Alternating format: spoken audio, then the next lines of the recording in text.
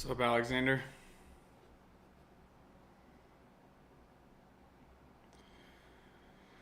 Oh, good evening. We're going to give it a few minutes, let some people join in. I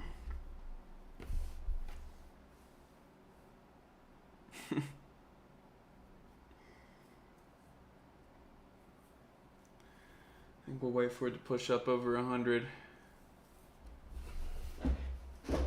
Can the chat do me a favor and try and at me at the New World Econ and get it to show up in orange and then explain how you did it? That's kind of like how I prefer. I prefer to answer all the questions that show up in orange.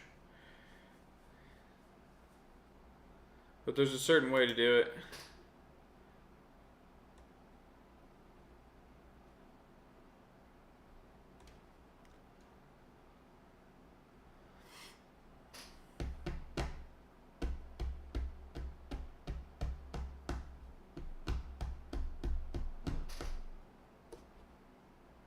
Once again, if anyone in the chat knows how to, yeah, there you go, Julian. How did you do that? You just at New World Econ? Okay. So for anyone that didn't catch on, if you look in the chat at Julian and Nashud, if you at New World Econ like that and get it to show up in orange and ask your question, those will be the ones that I try to answer. There's too much going on in the chat. And to answer all the questions. So like if you get them to show up in orange, then I'll looks like you could do it with a hashtag as well. I will answer your quick question there. Do you think there would be a big Donbass operation? I'm going to get to that in just a second, textured fiber. So we'll wait a little bit more. We're going to wait for some more people to get in. Joining from Uganda. What up, Uganda? What up, Ice Cube? There we go, guys. So it looks like you can either at New World Econ or you can do a hashtag New World Econ. Just make sure that you're getting your questions highlighted with that orange bar that you're seeing in the chat first. And those will be the questions that I prioritize getting to. Obviously, I will prioritize super chats or super stickers or anything like that if you guys are willing to do that. I'm feeling great, Alexander. Honestly, it's good. It's good weekend. It's good Sunday.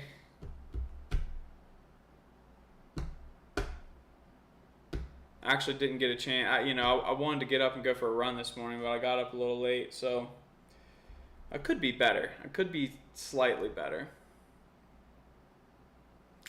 Julian, I don't know. Definitely a no to Poland. I think that's like one of the things. Like when you start looking into some of these like geopolitical opinions, a lot of people think, or the whole idea behind what the West is doing, like why they're supporting it, and they've mentioned this several times, is they want to weaken Russia so it cannot move beyond Ukraine. Like they don't, like NATO thinks that Russia has designs on NATO countries, which I would suggest that in terms of Estonia, Latvia, Lithuania, they probably do.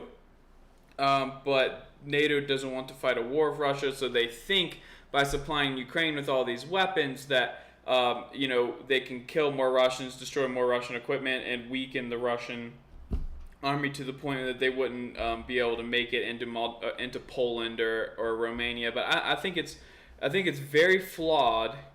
I don't think Russia wants. I mean, there's certain parts of Poland that they would probably like to have geographically. But I don't think Russia really, it's not worth the price in blood, right? Like going to war with NATO over small slivers of Poland or Romania. Like the position of Russia has always been they want defense in depth, right? Like they want they want large, vast distances between their enemies in Moscow, the capital. That way, they have plenty of space and room to defeat their enemies, and that territory has always been Ukraine. But one of the things that like Peter Zion has said, which is a great author in my opinion, and I agree with him on a lot. But one of the things I don't agree with him is he seems to think that Russia will stop at the Vistula River, which is in Poland. It's like this would give them a good geographic barrier, getting this river. Then you have these mountains here, so you would have all this territory, and he seems to think that they would claim Bessarabia, this area as well, or Moldova and northeastern Romania. I disagree with that. I think that I think Russia knows they're not, or maybe like not. I don't think they're unconfident in a war with NATO, but I think they know it would be bad for both sides, and it's not worth its weight in blood and tanks and stuff. So I think that Russia would very much be happy with Ukraine and Belarus as buffers, and I think they probably think that eventually Estonia, Latvia, Lithuania will be cleaved off from NATO in some way. But yeah, that's long answer. That's my explanation for that. That's what I think. A lot of people think different things. I'll answer a couple more questions here real quick before I get into the battlefield update.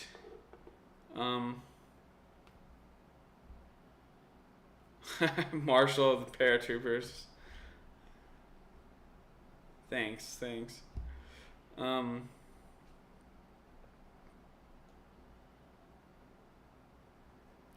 Ooh, I don't want to see that, Julian. Joining from Michigan. There's others posting similar stuff, but the numbers are different. Kind of sick of the other channels posting opposite numbers. People tell me Russia is getting there. What do you mean, Joel? I think you cut off.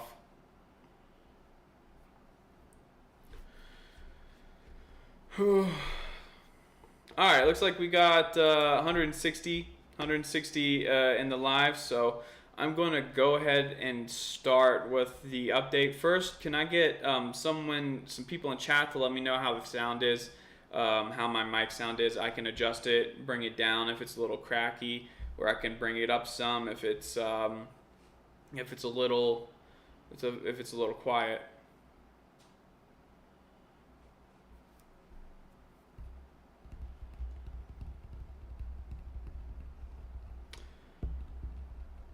And remember, guys, some of you guys that have just joined, that didn't see, try to make sure your questions are addressed like they are closer to the top of the chat with this orange bar where it's New World Econ. You can either do @New World Econ, or you could do #New World Econ.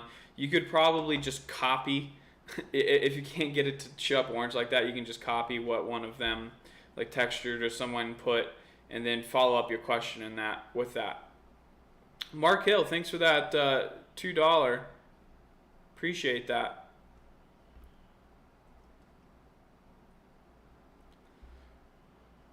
Sounds on, everything seems good.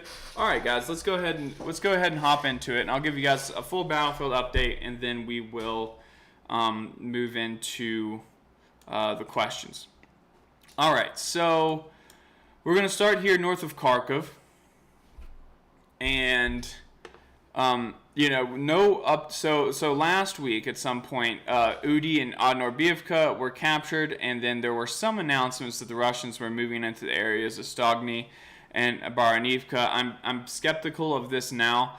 I think that this area was probably contested at one point, but it seems like it's in Ukrainian hands right now. There's been no further announcements of advances in this area. There's just some news of fighting. A lot of the fighting I'm hearing about north of Kharkov is actually taking place in Dementivka, in the area of Dementivka, so it's on this line right here. Joel Smith, thanks for that $2 super sticker, by the way. So in terms of the Kharkov front, there's quite a bit of shelling back and forth, maybe a little more intense than it has been Previously, it seems like Ukraine has transferred some reinforcements. That's what some channels are suggesting. I don't really keep up with the troop movements as well as some other channels do. I just don't have the information. So, and not to mention, I am skeptical of like how accurate some of this information is on troop movements to begin with. So we're going to move down to Izium. So there have been some pretty large-scale battles to the south of Brazkivka in these areas. So Dubrovny, Vernopilia, Dimitrivka, and supposedly there. And I'm not aware of any like significant ground that was captured, or if it was captured, then no towns have been captured in the area. But supposedly the Russian side inflicted some pretty heavy defeats on some Ukrainian mechanized brigade in the area. So that's something to keep track of. That the Russian side is fighting in this area and they are pushing, but there's no real updates on like any kind of progress. And some people like Military Summary Channel and some others have suggested that the more likely approach for Sloviansk is actually in this direction through these fields, like straight south of Dubrovne and Pashikove to wrap around Sloviansk rather than fighting through these force belts here. I probably agree with that. I think that, through these force belts is just like really tough fighting the enemy, whatever side you're on, like whether it's like the Russian defense lines or Ukrainian defense lines are going to be really strong, really concealed. Just the forced fights are pretty brutal. So I think it probably, if there was to be a future encirclement of Sloviansk at whatever point it's going to be, it probably is going to come out from this direction of Izium. So there is an update here around Seversk. Actually, the small town of Grigorovka has fallen back into the hands of the Ukrainian side. It seems like both sides, or the Russian side, has admitted this, and they are fighting in the area to take it back. But it doesn't seem like it seems like it's more like positional battles and skirmishes rather than any kind of like large scale heavy loss fight. It's kind of low key. And there were some updates on some fighting here in this region that I talked about, and I believe I showed you guys last week. Thanks for that super sticker.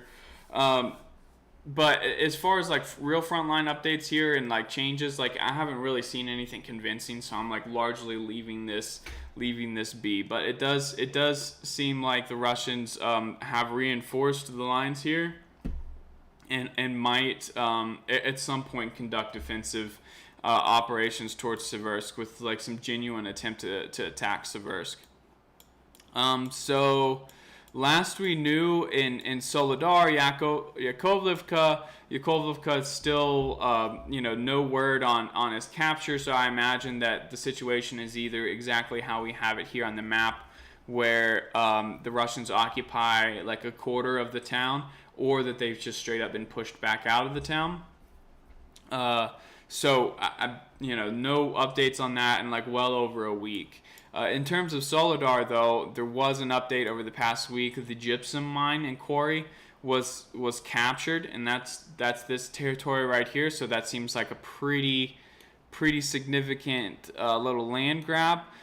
In terms of geography, it's not that advantageous. It's not like a raised mine. It's like a concave mine, I guess. I don't really know how to describe it. It goes down, not up.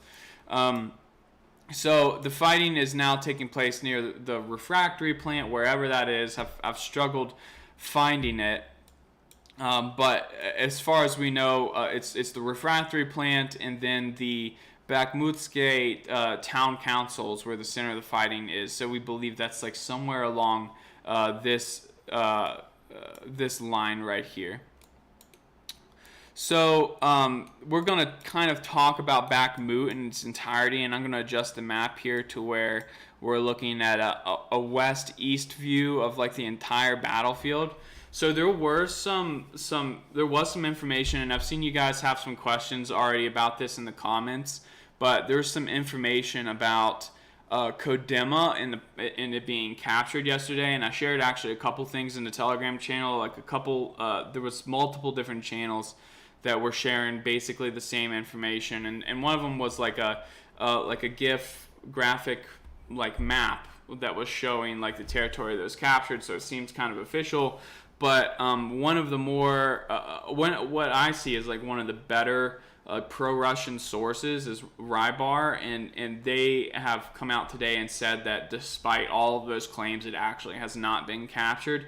So I default to what they say, because generally they are a little more conservative. Like they want to keep conservative in their opinions. They don't want to make wild claims that they can't confirm. So like there's always a chance that Kodema was taken, and that Rybar is just not trying to stake their reputation on that claim yet. But I'm probably going to default to their opinion that it hasn't been captured yet. But both sides are claiming that there are active battles in the area. So it could just be the fact that Russia is storming Kodema and hasn't actually captured it yet, but is still in the active battle for it. Which, if that was the case, you would be a little hesitant to make a claim that it's been captured, because like, what if Ukraine pumps enough reinforcements to force the Russians to retreat, which is very possible, because the Russians, it appears like they're concerned about casualty numbers, so they're not going to really risk it too much for a small town. They're gonna keep weakening the Ukrainian side. So the issue with Bakhmut here, where the Russians and specifically Wagner personnel have entered the town here along Patrice Lumumba Boulevard. They have gotten kind of stalled up here near one of these is a furniture factory, and the other one's a drywall factory, and they've taken some high ground a little to the north of there. But other than that, like, they haven't really advanced, from what I can see, or from the mapping that I've seen, too deep into the town. They're waiting on the flanks, right? Like, they need Soledar to fall, or they need this line of Zaitseva, Vesa, Dolina, Kodema to fall, one or the other. That way they could swoop in and roll up the Ukrainian defensive line and attack from a second direction, or hopefully a second and a third direction. So the last bit of news we got in this situation is Ukraine actually launched a pretty large counterattack to try and throw Wagner out. As I just stated, the front line was pretty balanced, and the Ukrainian side took pretty heavy losses in that forced attack. And what ended up happening was the Russian side ended up forcing, actually capturing ground in a counterattack after that. So the Ukrainian troops that attacked were pretty weak afterwards, and they retreated back to original positions, and probably unexpectedly the Russian side came in and actually pushed them, and they claimed that they took more ground, and there have been several claims that there is urban fighting in Bakhmut, but I'm skeptical of whether they mean that the urban fighting is taking place in this industrial zone, or if it's actually somehow entered into street fighting in some of these places. As you can see, we do have the lines pretty close to some neighborhoods, some residential neighborhoods here, so it's possible that urban fighting could be taking place here, maybe in this area. There is some suggestions that Pidgorodny has seen some action, but it's really tough. It's really tough to tell right now. There's a heavy fog of war. So south of Bakhmut, upon looking at this defensive line, there's actually a pretty big hill right here, that curves down and around. So the Russians just kind of filled up, kind of like water on rock, just kind of moved into the path of least resistance. They've taken all the low ground in Zaitseva and Gladisove and Travine, but it's probably a pretty tough bet to advance on Kodema from the south. It would be very tough, and just to show you guys why, there's pretty extensive long-term fortifications. They've probably been reinforced even since these satellite images were taken. These are from sometime after 2014, before February of this year. So it probably is much more enforced than this. These lines, or these trench lines, probably actually even connect up to this next trench line position here up on top of the hill. And give you guys a better idea, I'll move down and kind of show you what the Russian side would be dealing with working up this hill. It's pretty steep in several locations. It's not the biggest hill in the world, but it's, I mean, in terms of Ukraine, it's like largely flat. This is like one of the rougher, some of the rougher terrain in the whole country. It's and specifically in this area. And there's another couple positions here which I believe the Russians probably have captured just from the news that Dacha has fallen. I don't think Dacha can fall with these positions remaining in Ukrainian control. They seem to have absolute control over anything that were to enter up over this hill here and into this valley. I think these positions have been neutralized, but it's a good possibility that they have not. And there's also a pretty formidable hill right here as well that kind of like seals in the Russian side all along the southern line. So this is a good defensive line, which might be why we're seeing so many attempts on the Russian side to advance into Kadima from this direction. When you look at it, the Ukrainian side doesn't have the same defensive obstacles, right? So you can see the date down there. What do you mean? Did I put the wrong? Did I title the video the wrong date? No, I don't know what you're talking about, man. We are, outside of the pushes near Kadima, we are seeing some assault actions and some fighting going on near this railroad station. I believe it's called the Mayorsk railroad station. It's not really, it's not really translated for us. So, well, looky here. It's a nice little setup. So my prediction is that the Russian side is going to keep trying to push here at Kadima, and they're going to keep trying to push here at this railroad station, because if they can capture this, there's kind of three routes you can take into the underbelly of Bakhmut. One is a road, the other one is a rail line, and this one is a canal. Just the nature of the three, in visually you can see that the terrain here is much more flat and much less advantageous to any kind of defense. So there's a chance that once this railroad station is captured, that the Russian side just attempts to move straight north into Azarnivka and Kurdyumka, or however you want to say it. It doesn't matter. But that's basically the situation in Bakhmut. The Russians need to better their positions on the flanks of the town in order to capture it, which the Ukrainian side has actually done a fairly good job, in the defense of Bakhmut thus far, which has probably come at the cost of pretty heavy manpower. So there have been suggestions that there's fightings around New York and Toretsk. However, I haven't seen like the proof of that, I guess you can say. There have been some videos titled that fighting outside of New York, but like it's hard to tell like if that is actually true or not. In terms of Pesky, the fighting it seems like pretty centered around this ring road and trying to capture hard points and defensive positions on the ring road, some of which they've claimed to have captured, some still exist, and they're not specific on which ones have been captured and which ones haven't.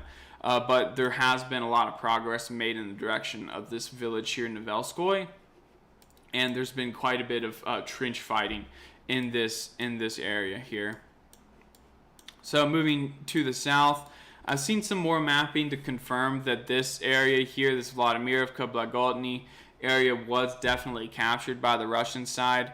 There was a counterattack here by the Ukrainians, but it largely got repulsed. It was in the direction of Volnovakha, so I guess it was coming from Ugledar to Volnovakha.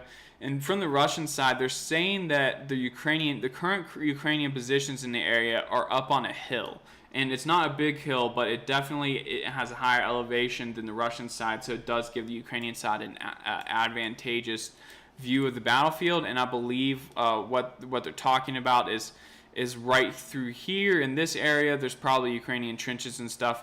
This definitely seems like it's raised up compared to the rest of the battlefield. So that would give the Russian side some difficulty advancing on Ugledar, outside of the fact that Ugledar is a lot of high-rise buildings and such. So this area, I mean, it's still pretty formidable defensively. It's still going to be pretty tough for the Russians to crack. Pavlovka, as far as we know, is still under Ukrainian control as well. And they have transferred significant resources and reinforcements to the area to prevent it from falling. So, intuitively thinking, it does seem like the Ukrainian side was in trouble here at one point, but maybe not so much now. So, quick update on the Zaporizhzhia nuclear power plant. There is some word that an IAEA mission is going to visit the plant sometime early this coming week, which is interesting because last I knew, President Zelensky of Ukraine, what the UN was trying to do is they were saying that they would visit the plant, but only with the permission of the Russian or not the Russian, but the Ukrainian government, right? Because they were trying to be I don't know, like it's Ukraine's territory, so they wanted their permission to enter it on the Russian side, and Ukraine said no, we'll only let an IAEA mission visit the plant if the occupation of the plant is turned over to us, which is like kind of ridiculous.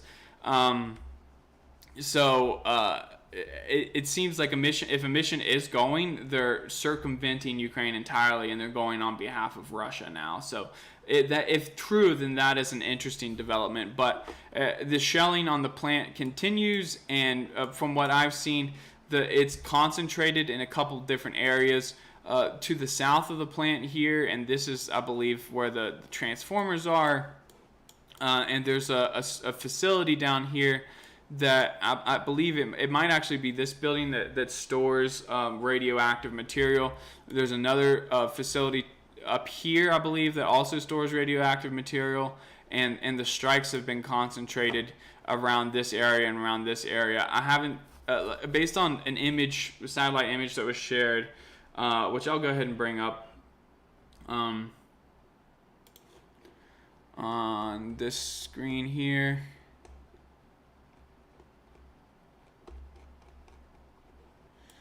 So, can we zoom in here? All right, so this is what the Russians have put out, and this is what they're suggesting where the strikes have been.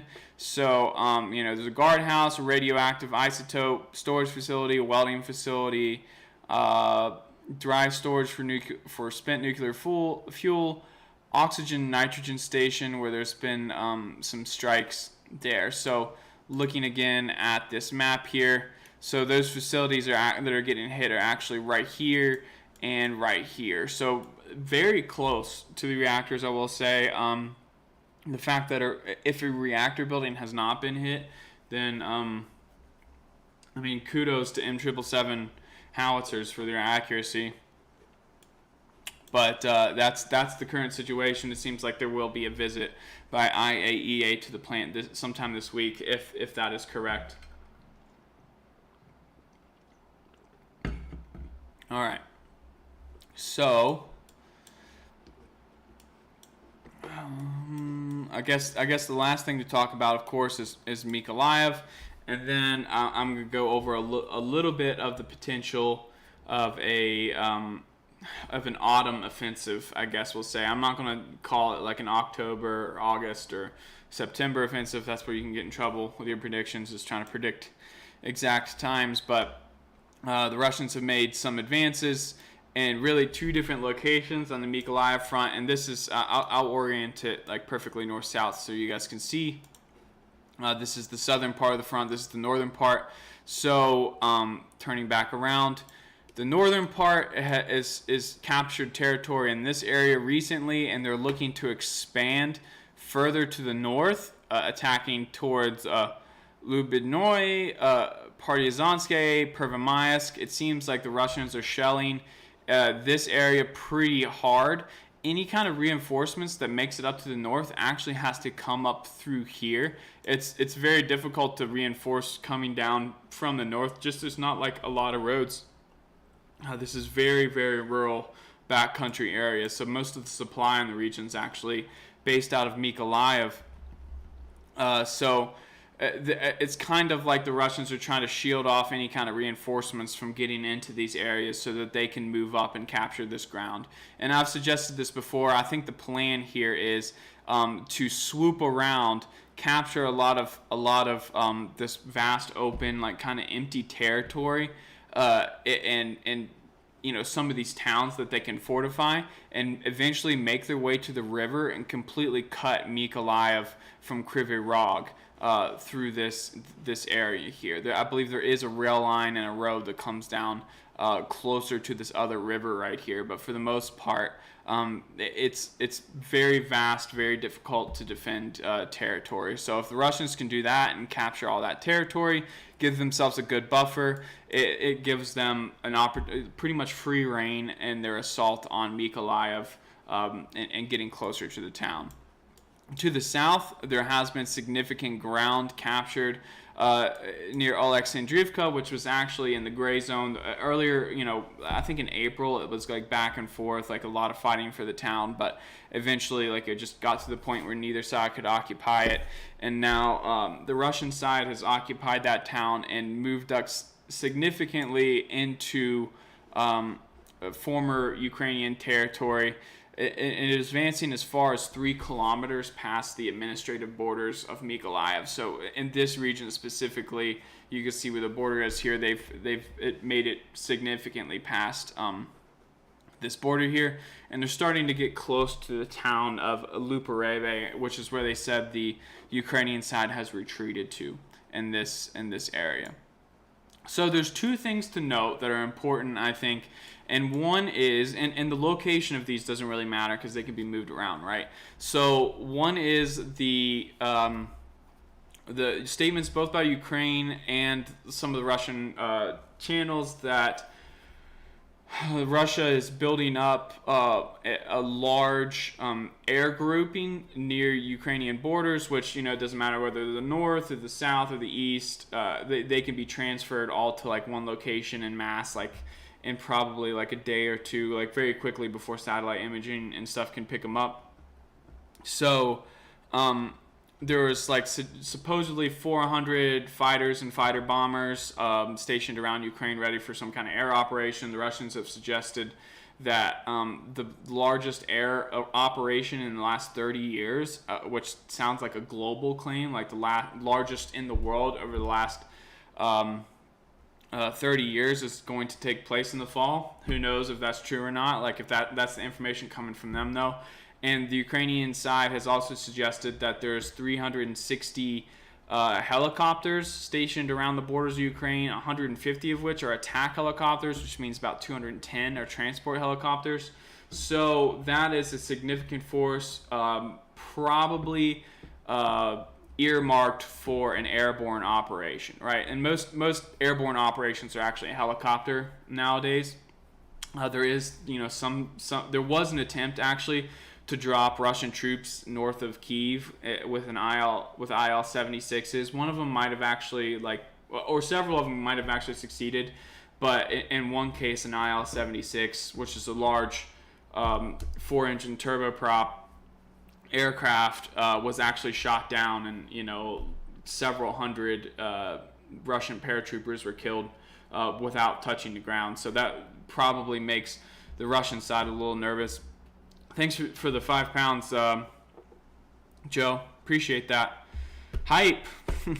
Anyways, so I made a video the other day, which you guys can go back and watch. You can find it's one of the most recent ones I made about the prospect of an airborne operation. I think it would most likely take place in Ochakov or the southern Mykolaiv region. That way that, we'll actually switch to this map real quick so you guys can see what I'm talking about. The idea would be to capture this road right here and capture some oceanfront territory, some ports, the port of Ochakov, and then start clearing the straits here of mines or navigate through the minefields. That way, any kind of airborne or seaborne operation here could quickly be supplied via sea and air. With the capture of this airfield. And this would virtually surround Mykolaiv, and any kind of Russian armored spearhead would be able to make it to this river rather easily, right? So that was my suggestion, and a little bit of new information has come out that might back that up. There have been some videos of significant equipment moving throughout Russia, specifically on the Crimean Bridge and through Crimea. And there were some statements from some of the Russian propaganda channels that there's this new Russian Third Army Corps, which is made up of it's new, fresh volunteers, like people that have volunteered since the beginning of the war and have been training and now ready for combat. That this equipment belongs to the Third Army Corps, and that's what's being moved to the front. So, the way I'm seeing it is it's very possible that this Third Army Corps is probably somewhere in the area of 25 to 35,000 troops, which would be 6, 7, 8 brigade strength in that area, which is not not impossible in terms of recruitment in Russia. I don't agree with many of the statements people make about recruitment in Russia, but it's very possible that these troops are heading for Kherson, Mykolaiv area, and could be participating in some kind of armored spearhead to surround the city. And I think Mykolaiv is the obvious target at this point. It's basically a huge obstacle in the way of Odessa, which is the primary target in the south, and probably one of the most important cities for the Russians to take before any kind of peace deal is signed. It's definitely a huge prize for the Russian side. All right, so I'm going to go ahead and open it up for questions at this point, and I will say once again, thanks for the super chats and super stickers. Anyone that posts that and donates, I will answer your questions first. So thank you for that. And also scroll up through the chat and look for the questions where people have added me, and my YouTube handle, New World Econ, is in orange. Those are the questions that I'm going to get to first. I kind of need a visual indicator. I believe you could do @ New World Econ without any spaces, or # New World Econ. It should appear in orange. If someone can give me some examples in the chat, I would really appreciate it, just so everyone sees how it's going. For now, I'm going to go ahead and scroll up real quick and see if I can hit any of these that I've missed.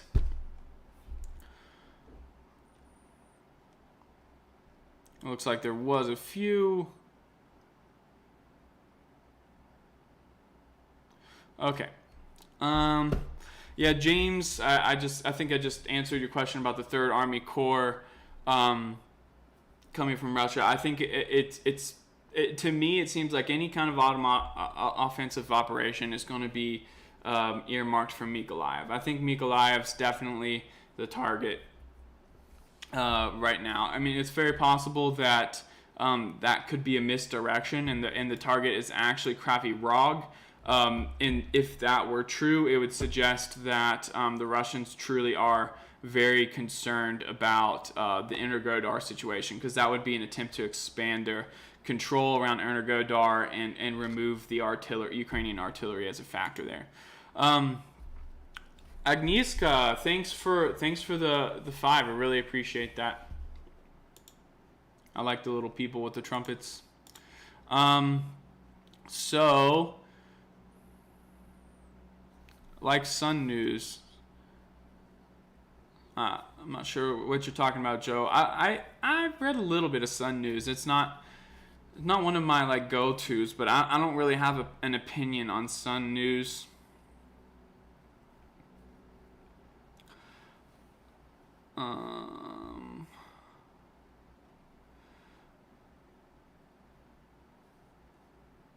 Why don't new Logic 105, New World Econ? Why don't the Russians carpet bomb the hilltops with aircrafts? The Ukrainians have air defense on those hills. I mean, one of the big problems. I mean, the Stinger and Manpad missiles do present a very big problem, right? And it's not like that they're hyper accurate or like if you've seen these missiles, like you can kind of like just like by watching them get launched, like you can kind of understand how they work. They're not highly maneuverable, and they don't really have a lot of range. So if the aircraft can dodge the missile like right off the get-go, it's not going to come back around to hit them. Unlike say like a SAM, like a Buck or an S-300 missile, it's got a lot of fuel in it, and if it misses, it might actually turn around and come back and take another swoop. But these shoulder-launched missiles, like the thing with them is they're cheaply manufactured, and you can dodge 10 shoulder-launched Manpad or Stinger missiles, and then get hit by one and go down. And the cost comparison in that is a victory for the one side. Say like one of these shoulder-launched missiles, even if they cost 50 grand, right, for like one of them, and you waste 10 of them in order to shoot down one aircraft, well, you've spent $500,000 shooting down an aircraft that's probably worth at least $20 million, if not more. I mean, Russian aircraft are designed a lot cheaper than Western aircraft for good reason. They're meant to actually be short range, rugged, and cheap, coming in mass like fleets of them. But they still don't want to lose like large amounts of these aircraft to Manpads. They use the aircraft where they need them, where they're necessary. The preferred action in softening up the Ukrainian lines for the Russians is artillery. I mean, just if they lose a howitzer, it's not that big a deal. They got thousands of them. They're also cheap to manufacture, and they have like they're pretty good. They've had pretty good success with them so far. So they're not gonna start using air support where it's unnecessary. They'll use air support where there's like hardened bunkers that they can't penetrate with the artillery. Like there's some air guided bombs and bunker busters and stuff that Su-25s can carry that can do that job, and we've seen that where they bring them in for those purposes. User channel New World Econ. What happens if Russia cuts electrical grid from Zaporizhzhia nuclear power plant to Ukraine?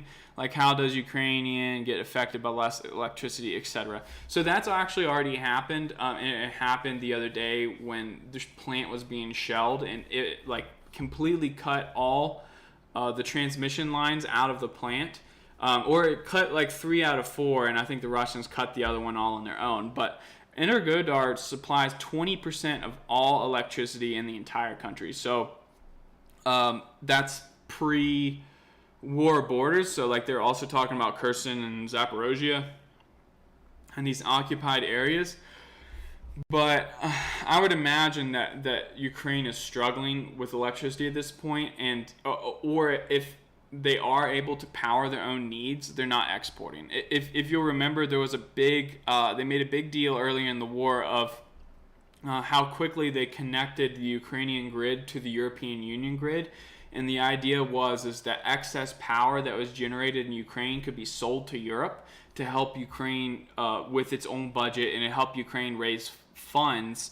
That way it can keep fighting the war. So like, it's been like one of the grain deal of Ukraine. Like the U.S. wants Ukraine to pay back the Lend-Lease stuff with grain sales. So like they're just like using clever ways to try and pay for the war. And if Ukraine just lost 20% of its own electricity supply, it's tough to say that they'll have any to sell for Europe, which would definitely hurt the European energy market. I mean, the European energy market is absolutely collapsing right now. It's not good.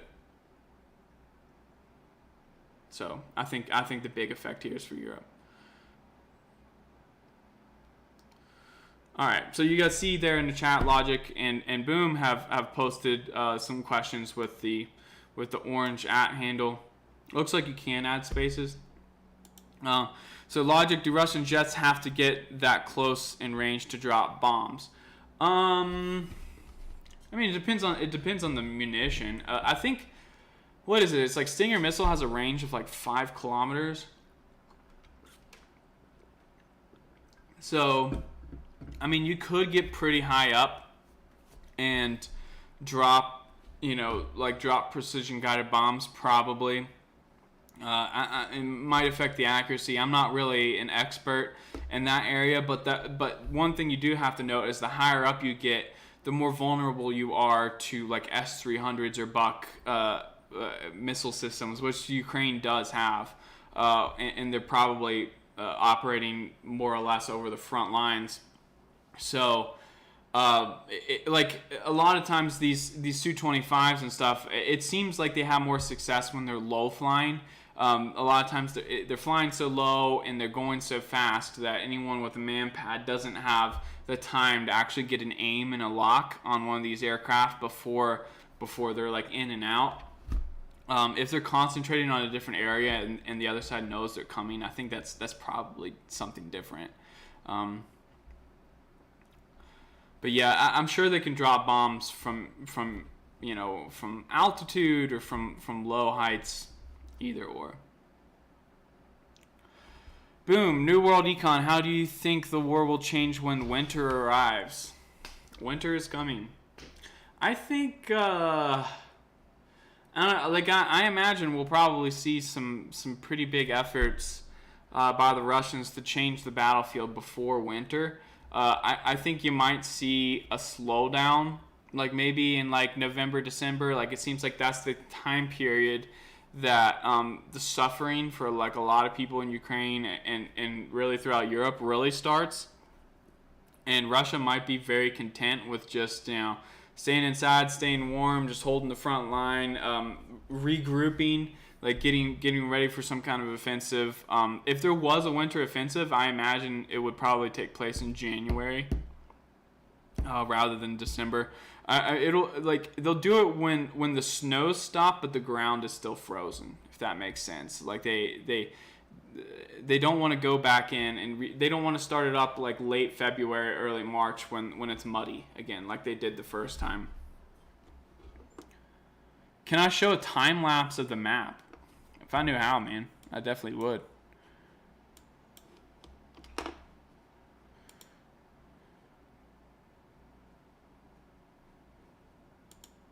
Is that a feature?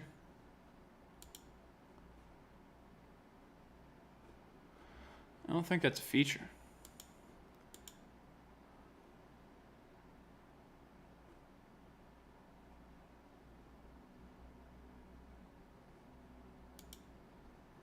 That would be awesome if Google Earth lets you do that.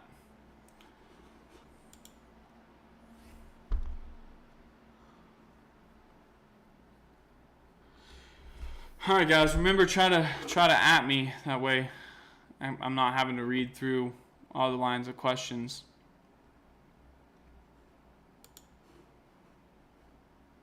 Either at me or super chat me. Either's good. By the way, I didn't hear anything about a base in Melitopol being destroyed, but I mean, it's possible. Sure. I mean, the Ukrainians do have HIMARS systems. They have a lot of these long range weapons as well. So they're putting work in on the Russian side, and vice versa. It's a war of attrition and it's a war of numbers. So that's.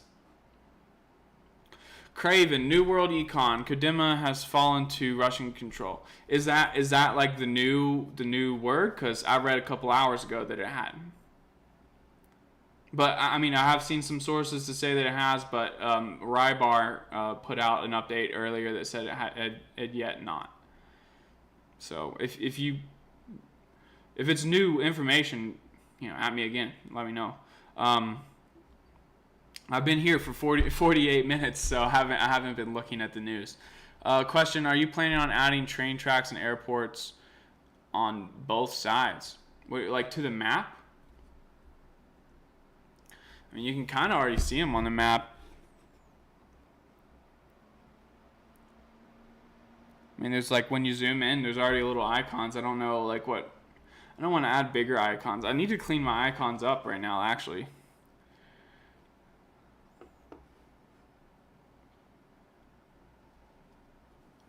Do you think Russia is deliberately slowing down the offensive, or is a part of the Russian strategy? Yeah, I mean, I honestly think that Russia is conducting the war the way that they want to conduct the war right now. They're moving at their own pace. If they wanted to move faster, they have the capabilities to do so. Like it seems very clear to me, like that there's no shortage of resources for the Russian side to come and bear. Like in some situations, like they've suggested that like certain gaps in like Ukrainian lines and certain offensives like haven't really been exploited because the Russians didn't have the infantry to do so, which might be true, but that's probably because they've made a decision to like not have that infantry there. Like they don't want to move at like an extremely fast pace. It seems like they're giving the Ukrainian side plenty of opportunity to fill in these lines. Like from the beginning of the war, Russia has said the goal has been to destroy the Ukrainian army, destroy their capacity to fight, or quote demilitarize them. You know, whatever you say that means. And you know, you don't need to go to Kyiv or Dnipro or Lviv to demilitarize Ukraine. Ukraine is sending their troops and their equipment to the front line to meet Russia face to face. They don't have to go anywhere to demilitarize Ukraine. They just have to fight the enemy that's in front of them, and they just have to keep inflicting casualties and losses on the enemy that's in front of them until, you know, they're satisfied with how weak it is, and then they can take over the country. So I think that's been the Russian strategy from the get-go. I don't think that they're going to just keep doing that indefinitely forever. I think there will be a tipping point where Ukraine becomes weak enough where where they can actually start walking in to certain cities and then or surrounding Ukrainian troops outright, and of course like that would speed up the rate of destruction. Craven, it's new. Wagner confirmed it. There's a video on Twitter now on the pro-Russian side. All right, let's look on Telegram.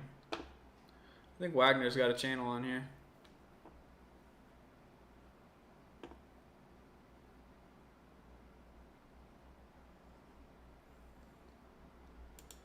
We'll look here.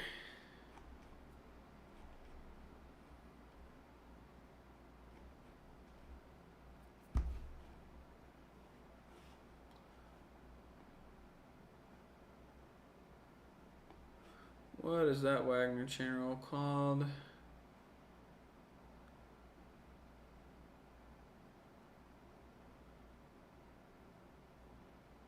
Is it this? I'm not sure. No.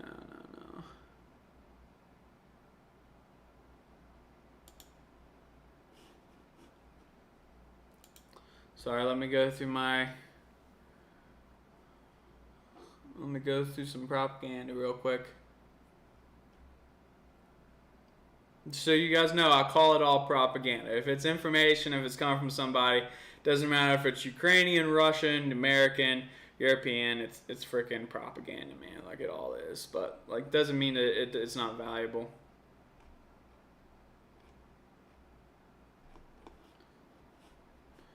Maybe we can get on Twitter.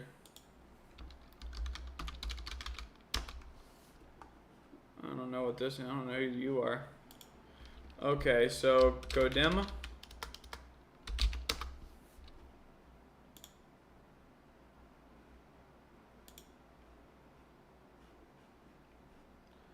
Where's the translate button?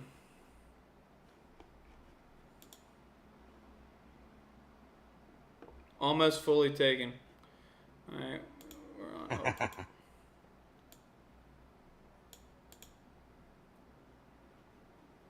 Yeah, there's a sign. What are you showing us, bro? Oh, look at that. He's got, he's tracking his location. Okay. Alright, well let's finish a little video here. Oh, it's a gray zone, that's what it's called. I do follow that on Telegram.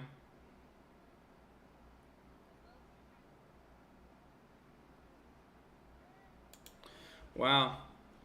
I mean, that is a hell of a way to confirm it.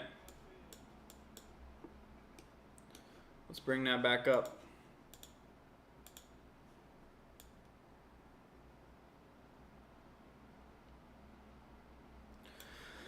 All right, so we got a street here at an angle, two streets, and then like a loopty, a half loopty that goes up over the street in the middle. It looks like they're at an intersection right here.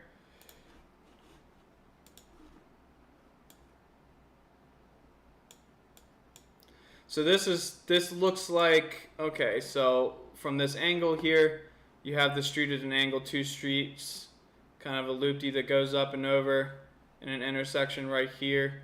So it appears like they are right here. Didn't seem like they were having a lot of trouble. Let me see if there was sound in that, if you can hear any fighting. Совсем чуть-чуть.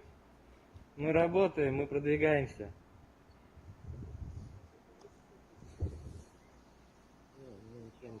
I don't hear any fighting. Осталось чуть-чуть, а потом... So, I mean, yeah, there's a good chance, like, if they're right here, I mean, the front line is probably significantly past them, right? I mean, that's, you know, they're not going to be standing out in the open filming that while they're getting shot at. So I think, yeah, thanks for that, Craven. That's some pretty good information, pretty good stuff to get live here. Dave the Wastelander, right now in Europe we pay 3,500 euros per 1,000 metric cubic meter. What you're talking about is the price of gas. It's not. I get what you're saying though. But metric cube of electricity is not a thing.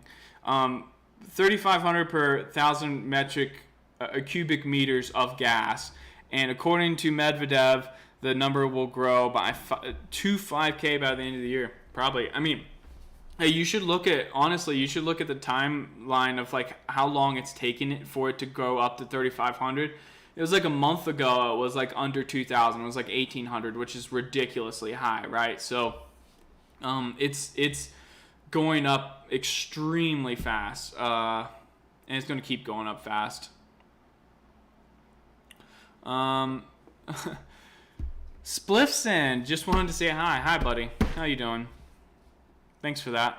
Liberated, New World Econ. Do you think Russia is trying to push on big cities for the winter and will slow down big field battles like Zaporizhzhia, Mykolaiv, Kharkov, Sloviansk, Kramatorsk? You know, I was always of the opinion that all 4 or 5 of those cities there was within the Russian goal to capture before winter. It's still hard to imagine, since they've clearly stated their phase 2 operational goals are these borders right here of the Donetsk region. So it's important not to forget that is their clear goal for phase 2 of the operation, is to capture the entire Donbass, which is these areas right here. There's still, Sloviansk, Kramatorsk are there. So I don't know. The Russians have been, following through on their plans so far. It's difficult to say that they wouldn't keep doing so. But I don't know. I think I've already clearly articulated my opinion on what will happen. But there very well might be significant advances in the Donbass as well. Spying Dutchman, is your map also available online? No, I don't have it. I don't have it publicly available yet. I don't have the time to put the effort into it to make it like perfect to a level. Like, there's still like a lot of random information. Like when you click in some of these places, I just have like random old information. There were no examples right there. I know, but I'd like to get it cleaned up, or like maybe even get some help with the channel before I start doing things like that. There's like, YouTube has like, of course, like the membership thing, like, and then of course there's like, what's it called? Like these various like donation and membership platforms and stuff. And I've thought about doing that, where if you wanted access to it, like you pay like $5 or something, But like I said, I don't want to make you pay $5 for crap. You know, like I'd like to get it like to like a really good point where like daily it's actually updated with everything you want to know, and like there's like a decent presentation put together. So if you just want to like click through it and like actually like watch the presentation and get the information on the daily update, you can do that. I think that would be pretty cool.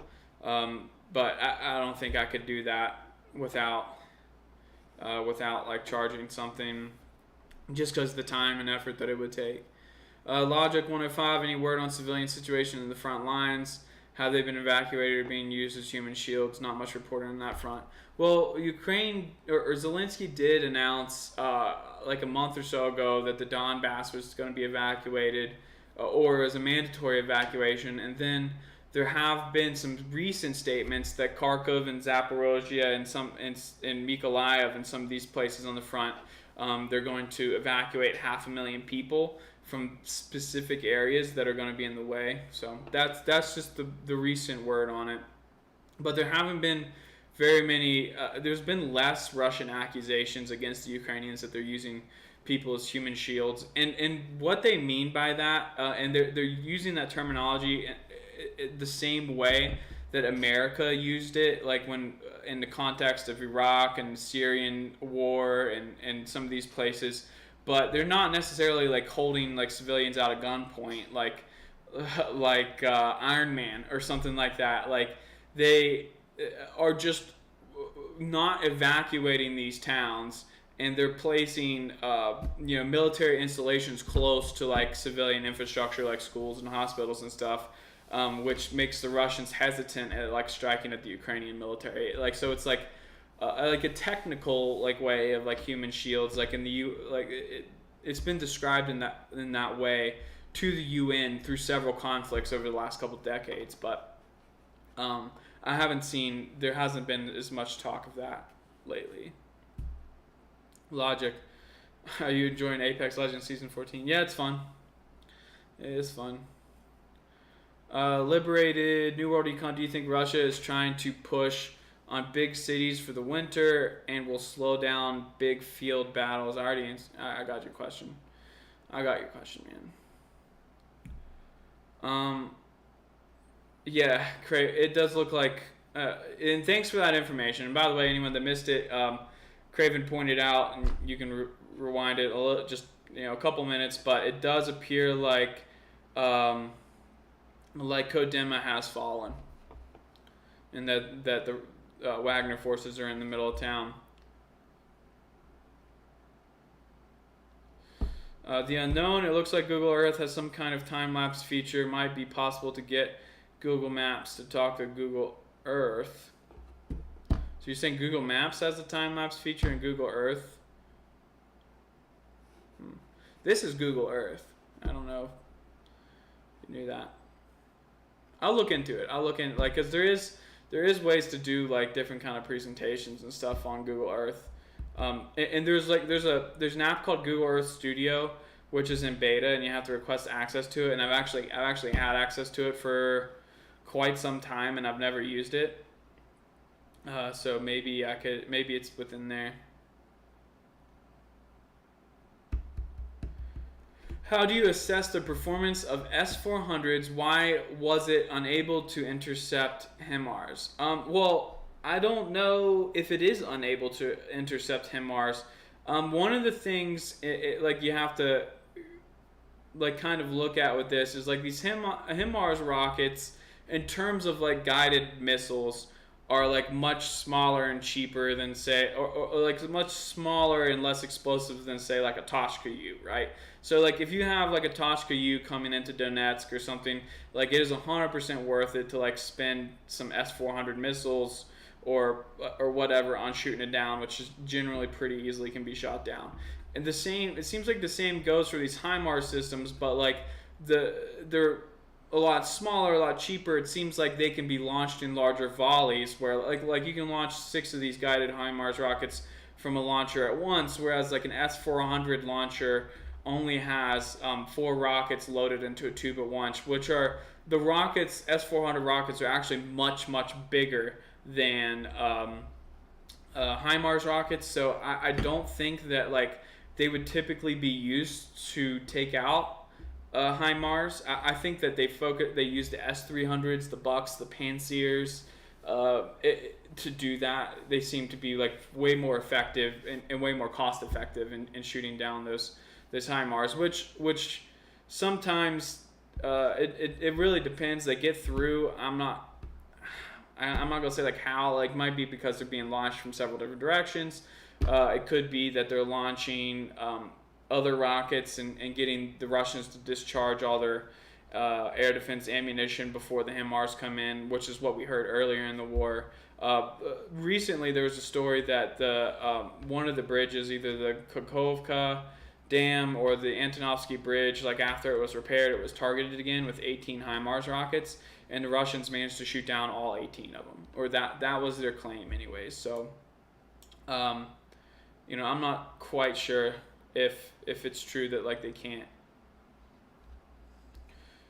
Logic, then why won't civilians leave the war front? Well, if you're talking about the Donbass, a lot of them, it seems like, well, just in general, like people have a lot of trouble leaving their homes. Like a lot of people will leave the front, but a lot of people, like especially older people, like they have trouble getting around, and they'll just go into a cellar or their basement and try to wait it out. Like if the battlefield ends up moving close enough to their home, and a lot of these people, I think people forget, are actually ethnic Russians, and a good many of them probably wouldn't mind being occupied by the DPR and the Russian side. So they're just waiting it out. There were some interesting videos that came out of some Ukrainian soldiers complaining about the population of Kramatorsk and how they wouldn't fight, they wouldn't mobilize, like they wouldn't help with setting up defenses and stuff because they actually wanted the Russians there, and they'd leave up graffiti all over town that was like pro-Russian and anti-Ukrainian, like painting Z's and stuff. So, all right, guys, let's keep the questions going. We've been doing this for an hour and 6 minutes. I am going to keep this one shorter.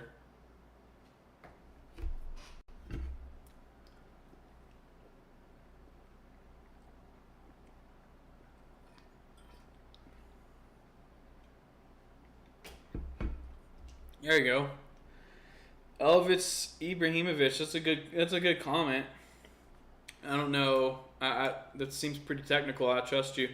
For those of you that aren't reading it, he says that HIMARS fires GMLRS, i.e. large salvos, RUAD system, Russian air defense systems, not S-400 but Tor. Carries 16 air defense missiles, and AA guns are used by Russia to counter MLRS, GMLRS, and they are usually able to shoot down plus 60 to 70%. And maybe, that sounds, from like the information I've been getting, it sounds like a lot of them get shot down, but they still get through. So that probably is accurate. Logic, New World Econ, would you consider the Wagner Group the equivalent of U.S. Special Forces? Also, what do you think their actual size of their total force? Oh, it's definitely growing. Yeah, I mean, Wagner is former Spetsnaz and VDV, primarily. They probably do take some like former army, Russian army and stuff, but only like the specialists. So,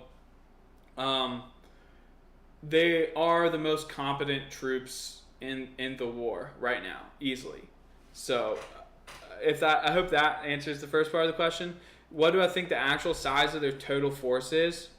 At one point, people were suggesting 9,000, which is about 2 brigades.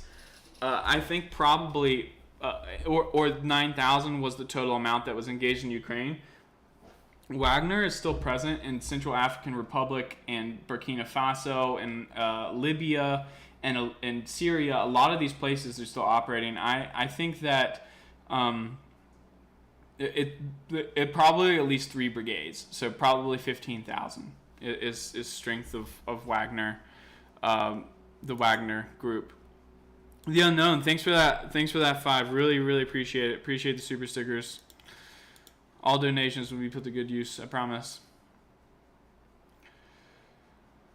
How do you assess the performance of Russian electronic warfare systems in Ukraine.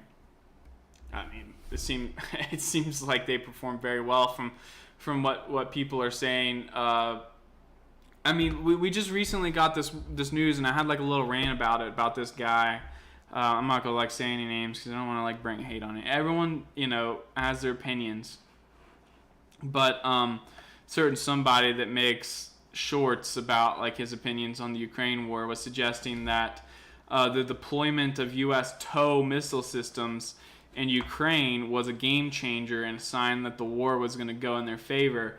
And for those of you guys that don't know, a TOW is a wire guided missile, and the reason why that's important is it's an anti-tank rocket, and it spools out a long thin wire behind it, and in the rocket, the guidance system on the rocket is controlled by that wire. So it's not a fire and forget weapon. Like, that's very important to note. Like, you actually have to be on the launcher looking at the target, like locking onto it the entire time until the missile hits it. Or like if you look somewhere else, then the rocket's going to shoot the other way. Like it's wire guided, so it's not radio guided. And the reason why these wire guided rockets are being sent now is because allegedly there's some kind of issue with radio guided anti-tank rockets when it comes to electronic warfare. So here we are, 6 months into the war, and all of a sudden they're saying the javelins don't work and that they need TOW missiles instead.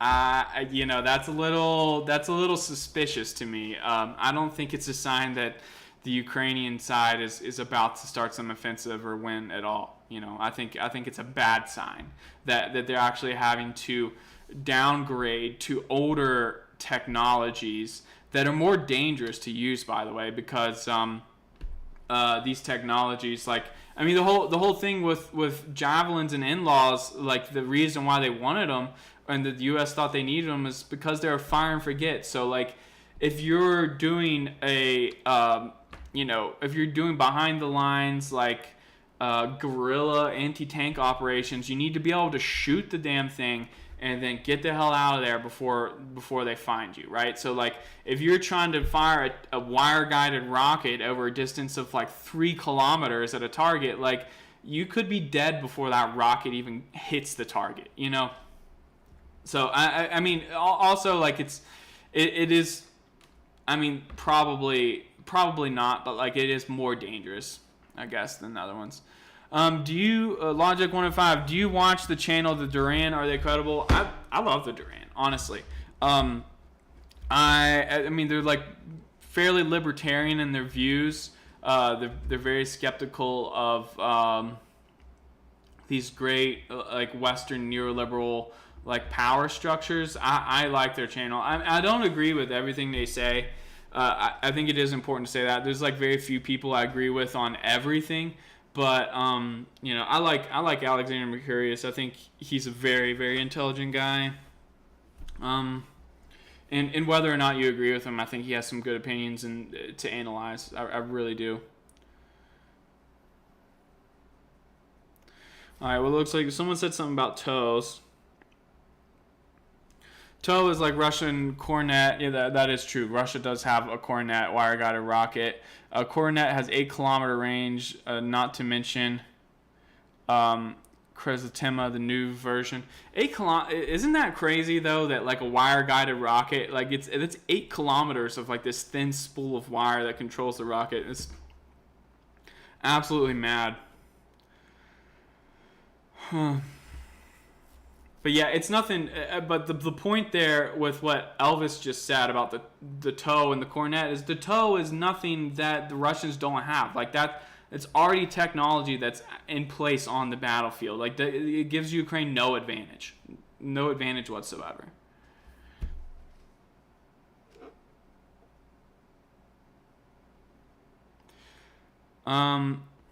Just because I noticed the comment. But hey guys, remember, like you see these comments with these orange where they've added me in orange.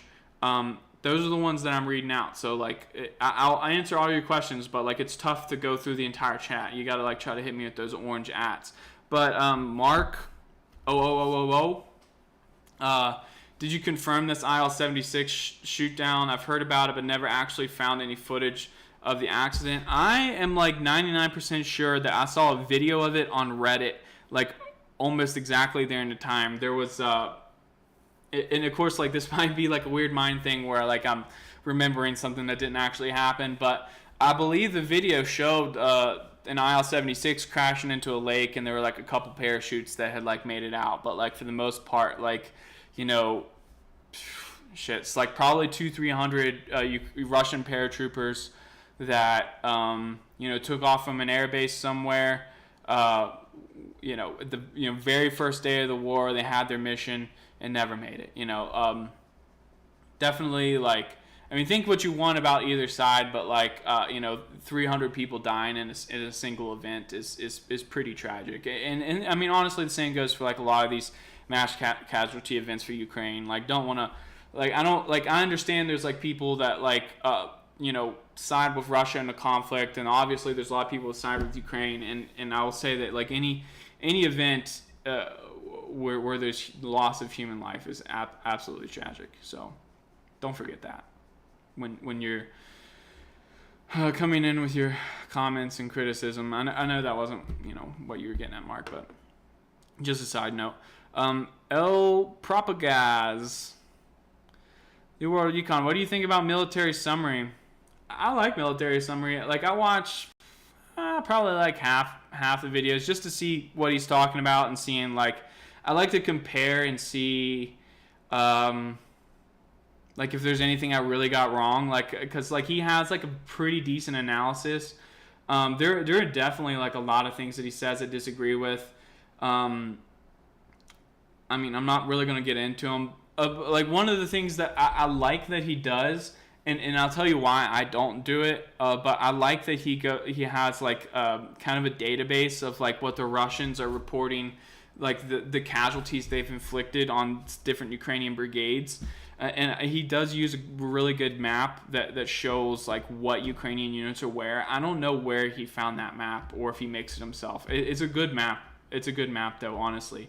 And I like that database that he carries, but I don't report on like the nightly loss or the nightly missile casualties that the Russian government or the Russian Ministry of Defense reports, because I'm skeptical that they're accurate. And I'm not saying that like they're liars, but like if you hit a train station with a missile strike, like how in the hell do you know how many casualties you inflicted? Like, I get it if you hit like a vehicle depot and it's like, well, we have a drone flying over and we can confirm that we destroyed 10 BMP-1s or something like that. Like, I can understand that, but like when they said we inflicted 170 casualties to the 16th Mechanized Brigade last night, like, how do you know? Like, how? Like, I mean, and I guess they say like up to 170 casualties because like they probably have some algorithm where they like you know, try to predict that. But like I just think that I know Russia has these strikes and they inflict very heavy casualties on these Ukrainian units every night, and I think that's really all that needs to be said about it. Like, the nightly attritional losses for the Ukrainians behind the lines are monumental. And when you get into a position like, or in like what Dima on the military summary channel is doing, like some of these units that he's got casualties for, like his numbers add up to like 3,000, 3,500 casualties for some of these units, and they're still on the front lines. And not that like that's incorrect, but like what ends up happening is Ukraine doesn't allow these units to get wiped out. Like they'll pull them off the front line, and then they'll equip them with reservists and bring them back to like 100% or like 60% strength or like whatever they're supposed to be, and then they'll throw them back out there. So like I'm assuming like eventually what's going to happen is like Dima's database is going to get up to the point where like some of these brigades, which are supposed to have like 4,000 troops, will end up with like 7,000 and 8,000 casualties by the end of the war, which like for like presentation purposes just doesn't like make a lot of sense to people. But there is value in what he does. I like his channel, and I mean I think he's a good guy, honestly. I think he's smart and a lot of times knows what he's talking about. What do I think? So wait, hold on, there was a super chat. I'm gonna get to it real quick. Logic, Thanks for that. Oh, retracted. It's all right. Where were we? Where were we? There was another one. Agnesia, thanks for that $2. Russia jams GPS signals, which causes problems. Yeah, big time, big time. So, Nashad Shavas, what do you think about performance of tanks in this war? I mean, I think they're underestimated. Like people tend to think that like all these statements that the age of the tank is gone. People have said that many times. Tanks just need to adapt, right? And if anyone's going to come out with a viable, like, cheap technology to counter anti-tank rockets, it'll be the Russians, because they're the ones experiencing it. Like they're collecting battlefield data on how their tanks do against these things. And I mean, there are solutions, like American tanks have like systems that like will, you know, try to shoot down the rockets once they get close. As you can imagine, those are probably pretty expensive, and when you know, it's not realistic for Russia to equip 20,000 tanks with that. I think that probably cage armor is the real answer, which obviously isn't like you're not going to like, you're still going to lose tanks like that, but it's all about the percentage of tanks or the percentage of hits that result in a loss, right? So like if these Russian tanks, like say if you have 10 Russian tanks go into battle without cage armor protecting the turret on the top, right, from javelins, and there's 10 javelins fired at those tanks, and 5 of them are destroyed and 2 of them are damaged, right? So like 50% total loss, 70% combat ineffective for a tank company, let's just say. Just throwing random numbers out there, right? Whereas if you were to throw a tank company out there with all cage armor, and like where the tops are covered in these metal cages, what that ends up doing is it causes the rockets to detonate before they hit the armor of the tank, which is explosive reactive armor generally in a lot of places on the tank. So you're not getting the penetrating effect of that rocket. So the javelins are deadly because they penetrate and they explode like inside of the armor, and that ends up destroying. You know, the explosion gets down to the tank, breaks apart the armor. So if you get the explosion to take place on the outside of the armor, it might severely damage that armor, but it doesn't destroy the tank in one shot, supposedly. Depends on like where exactly it hits, or if the cage armor works, like if they can actually get it to detonate on the cage rather than going straight through the cage and detonating on the tank. And this is no expertise of mine. This is just basically like thinking intuitively about it. But say if they put this cage armor on the tops, and same situation, you have 10 a tank company with cage armor going after, and there's 20 javelins fired, and they get 2 tanks destroyed and 4 tanks damaged. So they're 60% combat ineffective now, but they're also can withdraw from combat and quickly repair the 4 damaged tanks, and they've only lost another 4, right? So like, or whatever, or they only lost 2. I forgot what I said. But you get what I'm saying. I think the tanks are still a critical part of modern warfare. Got a super chat.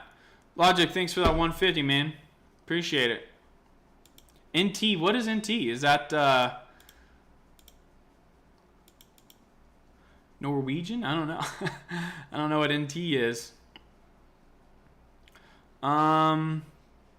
Cyan, how do you assess the performance of the Orlan 10 drone in conflict? Oh, it's absolutely like critical for the success of Russian artillery, and it's honestly is a great drone. It's cheap, and the Ukrainians have taken it apart and criticized it because they've said like, look, this thing it's just like a cheap piece of shit. It's like I'm pretty sure they took one apart and it had like a Nikon camera in it, like just like Western cameras, and they like placed the camera down in it, and but like that's like how they're supposed to be. They're meant to be cheap, mass manufactured. If they get shot down, it's whatever. Pull another one off the truck, launch it up. They can fly around forever on the battlefield virtually.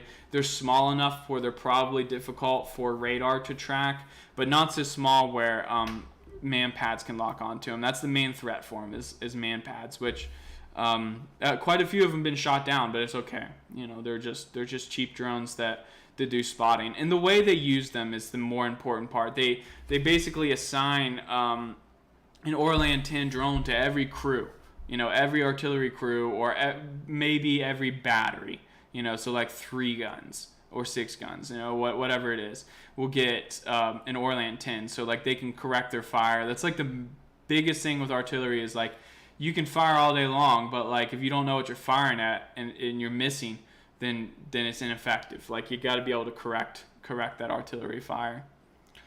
Got another super chat. Thanks for that. Guliami, I'm probably pronounced your name wrong. I'm so sorry. What is UAF in game with shelling the nuke plant, escalation to draw in NATO? I think it's just I think they're just seeking attention. You know, is basically what it is, and you can tell by like the fact that they're shelling the plant, and then Zelensky's coming out and like directly blaming it on the Russians, even though Ukraine has basically said that they are the ones shelling the plant. Like they haven't said those words.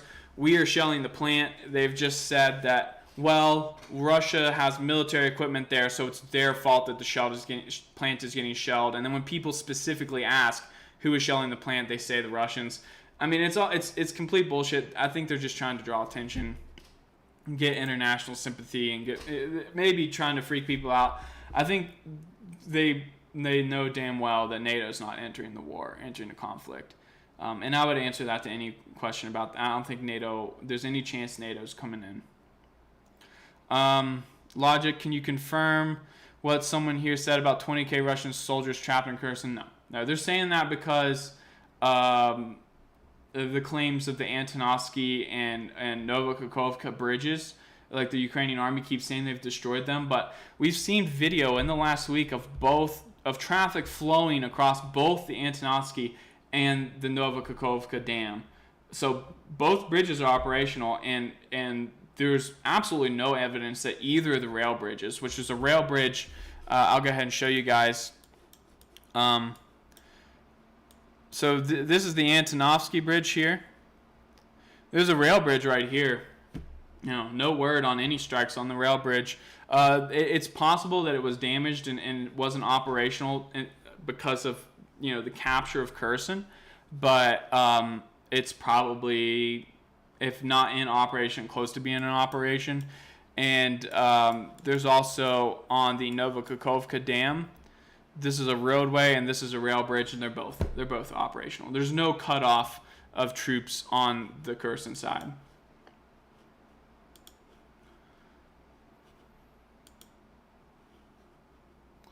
Yeah, Turbo. Actually, if you rewind the video a little bit, we just showed the footage that Wagner uploaded, and they actually have their phone out where they're showing their location is in Kodema. Wagner has taken Kodema.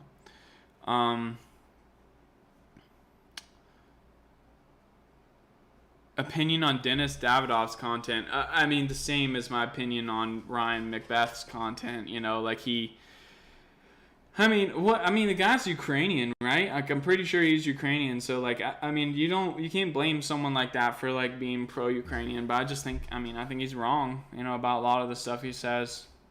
I won't go much further than that. Like, I think you guys, like, I go over this information objectively. I'm not pro-Russian. I'm not pro-Ukrainian. There's a war going on, and I'm reporting on it. I'm telling you guys what both sides are saying, what it looks like is actually true on the battlefield. I'm not saying that Russia is just and they're offensive, and I'm not saying that Ukraine is innocent in their defense. I'm not saying I'm trying not to say any of this stuff. Like, I'm just giving an objective view. Like, Dennis and Ryan Macbeth, like, a lot of these guys, like, they're doing something else. They're not doing that, you know, like they have a perspective, and they obviously have an agenda, and that's fine. Like, human beings can have that, and be who you are. Like say what you want. It's freedom of speech. Like, do whatever you want with your own channel. People can disagree with you. That's fine. Velaki at New World Econ, do you think Russia will enclose Kharkov before winter? It's possible. It's very possible. I mean, one of the bits of information we got was from a couple weeks ago was from U.S. intelligence was saying that there was a buildup of armored forces in Belgorod. So, I could be completely wrong, and Russia could be launching a massive attack, which I have suggested before could be a thing. But Russia could just launch another massive attack all around the country. Like if they did the same thing, like imagine. Like the way the battlefield was, like without really, it started off just the Donbass was in Russian control and the Crimea, and they launched into the country in several different directions. In some places, they made it 300 kilometers into Ukraine without being stopped. And they eventually decided, they took some ground, they changed the front lines up, they decided to retract their forces from Kyiv and repurpose them to other places. Now they've taken a lot more ground. Like, what if they did the same exact thing and decided to enter in and to blitz through Ukrainian lines in 4 or 5 different locations and get deep within Ukraine again?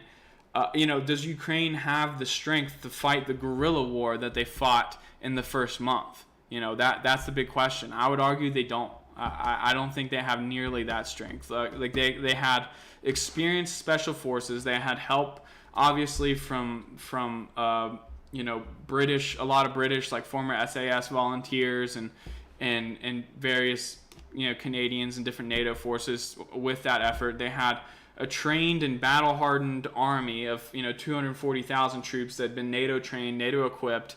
They still were kind of forced to let Russia walk 300 kilometers into the country in order to implement that strategy of targeting their supply chains and targeting the rear of their forces. And they had dozens of Bayraktar drones. They had MiG-29s, Su-25s, like numerous amounts of them in order to assist with that.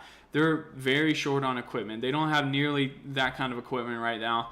A lot of these Javelin launchers have been used or captured, or are just not functional. Like the batteries in them are dead and they're like useless. So like I think that, it's definitely possible that like Kharkov gets encircled before winter. Long story short, I'm not gonna like make any predictions on it. I've tried. It's tough to predict the future. New World Econ, you can find the formation map on Military Land. Do you like militaryland.com? I don't know.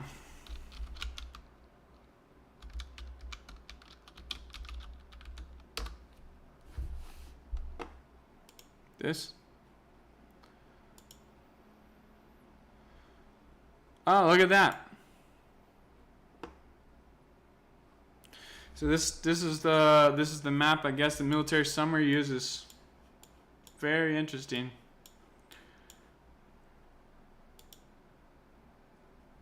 I might have to reference this. Hey, thanks for that, JKL. I was under the impression he created it for some reason. All right, so let's get caught up here. Yeah, Logic, once again, thanks for that 150 NT. Appreciate it.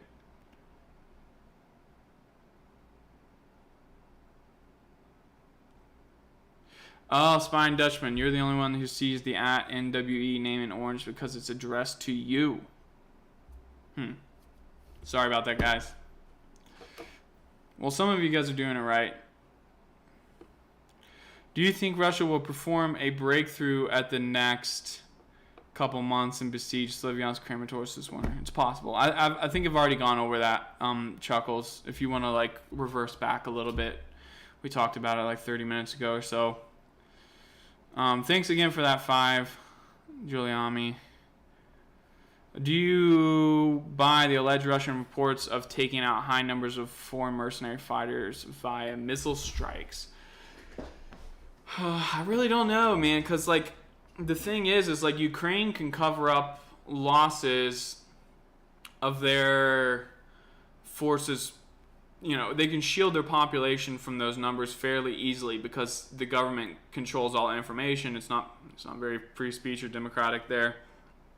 But in terms of like losses of mercenaries, like in Poland, coming from Poland or Canada or Britain or Italy, like wherever they're coming from, much more difficult to do so. And I haven't really read about like vast numbers of losses, but also like there's far less foreign fighters than people realize in Ukraine. Like the numbers kind of in the hundreds from each one of these places. So like if 20 of them die at once, that would be a mass casualty event among foreign and not really to call them mercenaries, but like volunteers. That's just like the debate on whether they're called mercenaries, volunteers is just like a perspective coming from like which side you're on, I guess. Like Russians are calling them mercenaries because they're foreign citizens that are getting paid to fight for Ukraine, but like a lot of them aren't really getting paid that much compared to what they get paid in their own country. They're there because they want to fight and want to volunteer, and they're getting paychecks, just like any other Ukrainian ground force. It's not like volunteer fire department where like, oh no, you volunteered, you're not getting paid to fight here. They're definitely, everyone has to be paid or you're not going to fight, even like Army regulars. But yeah, I don't want to get too deep into that debate. Some people can get kind of ignorant about it. Not to say it, like some people, like there might be some like highly experienced and lethal mercenaries fighting for Ukraine that are like legit mercenaries. Like the U.S. has these like mercenary contract groups that fight for them in Syria and Iraq and in different places, and they very well might be operating in Ukraine. I haven't heard information. I think like Blackwater is like a group, Blackwater is a mercenary group in the U.S. I haven't heard anything about them fighting in Ukraine, but I wouldn't be surprised if there were. How many soldiers on either side do you think were lost due to the location being found because of selfies, etc.? That's an interesting question, Mama Pillow.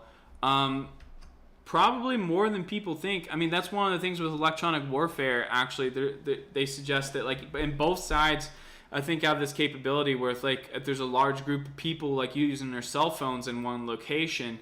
Like some of this electronic warfare can see what's going on their cell phones, and if it's like pictures of the front lines getting shared back and forth, if you're on the front line and Seversk, and you send a Snapchat to your buddy and Zaporizhzhia, and you're like, look at our trench, like there is a possibility that was intercepted, and there's some artillery on the way there, so.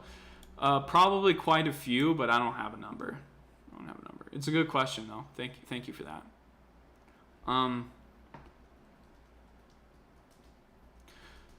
New Logic, thanks for this question. Based on your estimation, what are the actual Russian losses in Crimea due to sabotage attacks? I think in terms of like personnel losses are probably pretty low, but equipment losses, I mean, it's in the millions of dollars, definitely. Maybe like between $20 and $50 million worth of equipment's probably been destroyed. Oh, well, actually, probably way more than that, considering the airfield. I mean, some of these like cheaper jets are like $15-20 million. So probably between $100 and $150 million worth of equipment, maybe, in terms of losses. I don't know.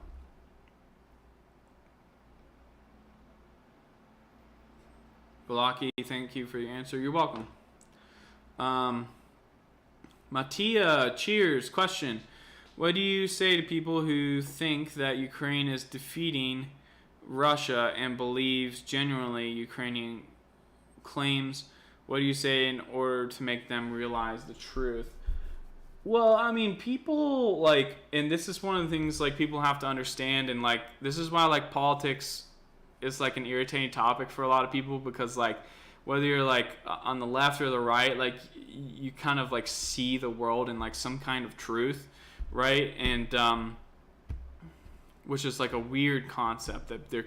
I mean, I don't think there's different. I think there's like the truth, but like if you're only exposed to like a certain amount of information, you can see the truth as being something different in your own mind, right? and I think like in politics it's like that, and then like in this war it's kind of like that. It's just like exposure of information, but and then there's been some pretty extensive studies on this. Like people expose themselves to the information that they want to hear a lot of times, and maybe that's just like a Western cultural thing where, like if it doesn't affect you, then you're not going to look that deep into it, and you're just going to read, like, you're going to hear what you want to hear. And if you do hear something different, like, you're going to have a different opinion on it. Like, so, like, if all of a sudden all these people that believed that Ukraine was winning the war all of a sudden realized they weren't, like, they're not going to all of a sudden come over to the other side and say, like, okay, well, we need to drop the sanctions on Russia and we need to do all these things because we were wrong the whole time and the other side was right. Like, this is affecting the global economy and blah, blah, blah, right? So, like, what's actually going to happen is those people, like, are going to follow a different path and double down and be like, we need to fix this to where they are when, like, they're seeing it the way, a lot of people see it the way they want to see it, and it's like that on both sides. And there's a lot of people in the middle of things that can kind of be convinced, like they're not like really set in their ways one way or the other. It's just like an issue with the human mind, and I think these problems come out when information's being dispersed through literally hundreds of millions of people globally. So like I'm not really setting out to like trying to convince anyone that they're wrong and that like they need to see a new truth. Like, I'm just putting information out there, and if you're searching for a different kind of for the truth, and you come across this channel, then good. Like, I'm happy that that's happening, and I'm happy that there's 17,000 people that like get my opinion on things, which I never really thought was that valuable. So thanks for all you guys that have subbed to the channel. Giuliani, thanks for that 5. Have you done any research into O9A, Atomwaffen, RAM, and the base's activities in Ukraine? No. You should comment again and elaborate so I can. Thanks for the super chat. So I can like give you a comment on like what I think of that. Like if you can give me some information, I'll definitely give you an answer there. C4 Burger, did the paradrop happen, and what do you personally think of a reasonable assessment of Ukrainian losses? No, I was predicting that a paradrop might come in the future. There's nothing that has happened yet. A reasonable assessment of Ukrainian losses. I mean, I think wounded and killed combined is well over 100,000.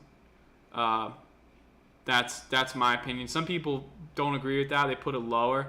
I think that it's easily at 100,000 combined, if not more than that.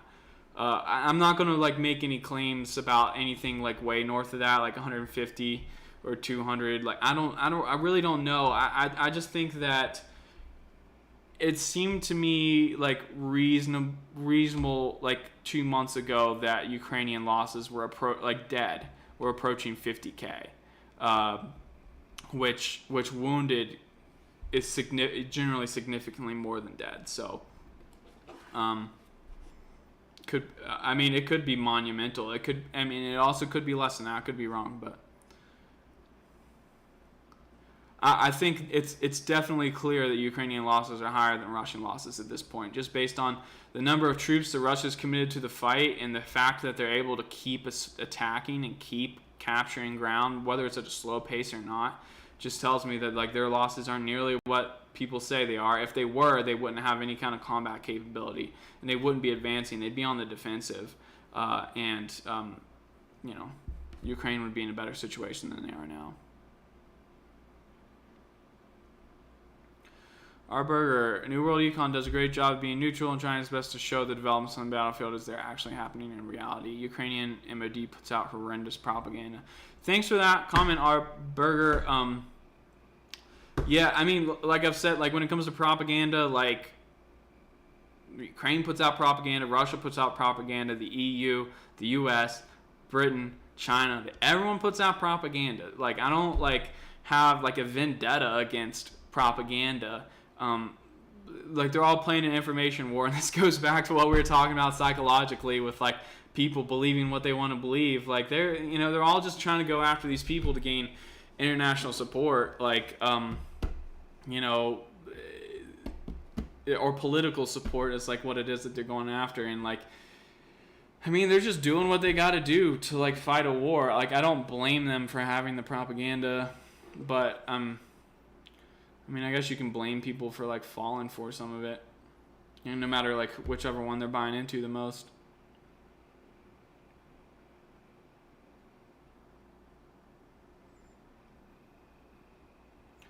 Thanks for that comment, though, Arburger. Spot on. Logic, spot on. People no longer seek the truth, just consume what they want to believe due to the abundance of information on the internet, which is a good thing. I definitely think is a good thing. But if you look at throughout history, like society, like in human existence, goes through these road bumps where like, and we've always like looked at it like from a neoliberal perspective, which most people prescribe to, even if you don't realize you do. But like kind of anyone that believes in freedom of speech believes in like some aspect of neoliberalism, right? Like the right to be able to speak and say something and to have your own opinion is very, very, very important, I think. But it can cause problems, like like the invention of the printing press like caused revolutions all over Europe. Like look at like the revolutions, like it's like the 1848 revolutions, like all the old European empires had to put down rebellions like in the same year, because like the printing press and like a lot of these things just like got to like a point like everyone could read, and like information could spread so quickly compared to before where like no one could read and you just like went about living your life. But like all of a sudden there's papers being passed out that's like, your government is tyrannical, rise up. And then like that's all the information that's going around. So like you kind of like get what I'm saying. But like the same issue like arose once the radio came out. There was like a lot of like civil unrest, and then the television, when the television first came out, and then you have like kind of like a cell phone revolution, and then you have the internet revolution, which caused some problems like in terms of like probably had something to do with some of the problems in the Balkans, right? And like the breakup of Yugoslavia, but not really as bad as like say the social media revolution, which started off basically causing the Arab Spring, which was like an uprising all throughout the Arab world, where like a lot of Arab governments were overthrown or had to put down like massive rebellions. So like I mean the way like information spread is a good thing in a lot of ways, but like it from a perspective of like a centralized authority like with power, like it's actually largely throughout history been looked at as like a nuisance. So it's amazing that like we've gotten our governments to a position where they can at least admit that freedom of speech is a good thing, whereas like they act differently. Like you have the U.S. government right now acts like very ignorantly about like dissent among the population. Like they don't want like I'm not gonna like bring up some of the crazier things that's gone on over the last 2 years, but you guys get it. Wow, we got thanks for that 20. Zardwi, thanks for all you do. Hey, thank you. And honestly, like I mean, I do it because like I got the audience that I have. Like you guys come and you watch my videos, and a lot of you are very supportive. So thank you so much for that. I really do appreciate it.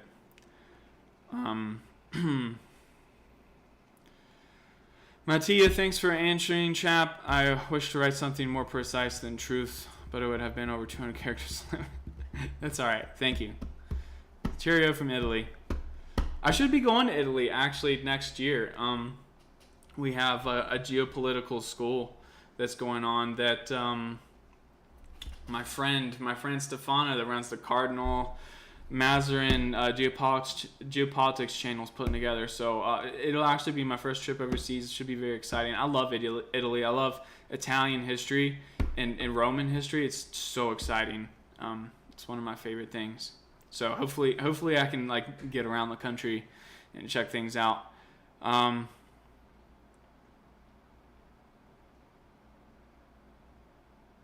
Peace out. Almost 3 a.m. here. Thanks for providing unbiased facts. Hey, you're welcome, Logic. Have a good night.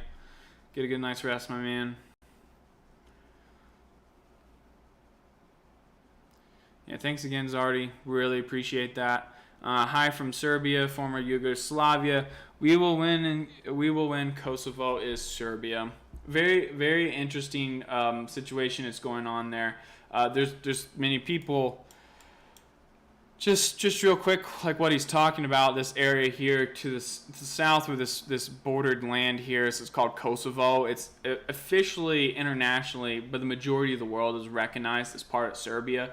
But the U.S. and some of its NATO allies and European allies, I think it's like, correct me if I'm wrong, Lazar, it's less than 20 countries in the world recognize Kosovo as an independent state. But like historically speaking, there's like a lot of cultural monuments and places of cultural significance to the Serbian ethnic group that are located within Kosovo, even though the majority of the Kosovo population is ethnically Albanian, and there's a complex reason for that. I think mainly it's centered around World War I and like the extreme manpower losses that the Serbs took fighting the Austrians. They were one of the worst countries in outcomes. I think 20% of like the entire male population of Serbia was killed in World War I, which is brutal compared to the rest of them. But it ended up being like a huge migration thing. And long story short, during the breakup of Yugoslavia, the U.S. moved in and kind of cleaved Kosovo off from Serbia, and it's been an inflamed situation ever since. If you want my honest opinion on Serbia and the Balkans, it scares me, man. Like, this is like one of the most conflict-prone regions of the entire planet, and it's right on the doorstep between Europe and the Middle East. So another war in the Balkans would be, I mean, it could probably be worse than what the Ukraine war is doing, but Serbia is in a very precarious position because they don't have any obvious like local friends that could come to their aid. Russia's a little too far, and it would have to go through NATO airspace to get to them. So if Serbia is going to go to war with NATO, they would have to make sure they're in a damn strong position. But yeah, I think that's all you can really say about that. Thanks for the comment there, Lazar. Velaki, how do you think the next few months will go? Russia will take Donbass, maybe Kharkov too, and next spring Odessa, Black Sea, and the border will be somewhere around Dnieper South countries. I mean, I think it definitely looks like Mykolaiv is an immediate target. You would think intuitively that like Kharkov, Kramatorsk, Sloviansk the Russians would want to have them before winter, but I think the end goal like is definitely everything east of the Dnieper. Like, I don't think Russia ends the war without taking Sumy, Poltava, Kharkov, Dnipro, Zaporizhzhia, Kramatorsk, all of it, and probably the southern coast too. I think bare minimum, like, Russia's not going to be happy unless Ukraine is like basically like, the former Polish, Lithuanian regions. Wow, thanks for that 50 GB. Really appreciate that, man. Thanks so much. I hear Russia takes 1 casualty per 5 or 5.5 casualties Ukraine takes. I hear upwards of 60,000 Ukrainian soldiers have been KIA, not casualties overall, versus somewhere around 12 to 15,000 KIA for Russia. What do you think about this? Well, there's 12 to 15,000 KIA for Russia. I believe it's a combined figure that also figures in Donetsk, Lugansk, and Wagner, so PMC, like private military contractor forces. And I don't think Wagner is the only private group operating for the Russian side. They're just like the biggest and most famous one, so there's probably others as well. And there is probably some forces from South Ossetia and Abkhazia that are also fighting as well, which might not be included in the casualty figures, which are these regions right here of Georgia, which are occupied by Russia, right? So, so that total casualty figure for that 12 to 15,000 is a combination of Russia and their allied forces, and it has been passed around like for like 2 months now, so it's possible that it's higher than that. But I think, yeah, I mean, I agree with you for the most part. I think Russian and their allied casualties are significantly lower than Ukrainian casualties at this point, just because of like superior firepower. It was really the only reason, superior firepower. And I mean, there was times like early on in the war where Ukraine was probably closer to parity. Like even in the early days of the war, where there was an assault on Kyiv, I I don't think that it's accurate to say that like the Russians were losing man to man more people than Ukraine was. I think Ukraine was probably losing a lot of people, but they were inflicting casualties at a better ratio to Russia. It's probably a good way to say it. But I mean, Ukraine from the beginning has not been truthful about their casualty numbers for various reasons. Like, I'm not knocking them for it. Like, if they need to shield their population from that in order to keep them invested in the war, then they're doing what they think they got to do. I don't agree with it. Like, I think the population deserves to know, but like, I'm not in Ukraine. I'm not the president of Ukraine, so can't really comment too much on that. I for the most part, I agree with you. It might be higher for the Russian side now because it's been that figure's been passed around for a couple months. But thanks for that 50. Really appreciate your comment. Jack Coleman, I'm not going there right now. Maybe I can start like a whole new Telegram for it. That's a great way for YouTube to draw YouTube's censorship attention to me. Thanks for the comment, though. Lazar, thanks for the support. Everything you said is 100% correct. Oh yeah, about Yugoslavia. Okay, yeah. Are you from? Yeah, you said. I think you said you're from Serbia, right? Velaki, thank you. You're welcome. Thank you.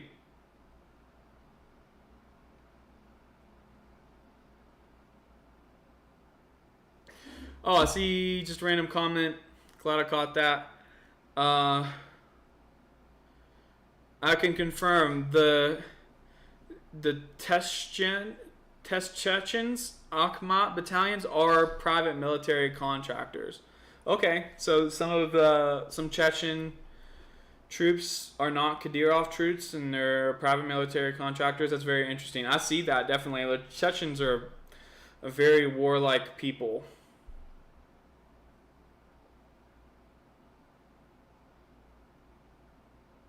Russian ruble. It's a ruby. It's ruble. Yeah, I got confused. Ruble, rupee. It sounds like you mixed up Indian and Russian currencies there.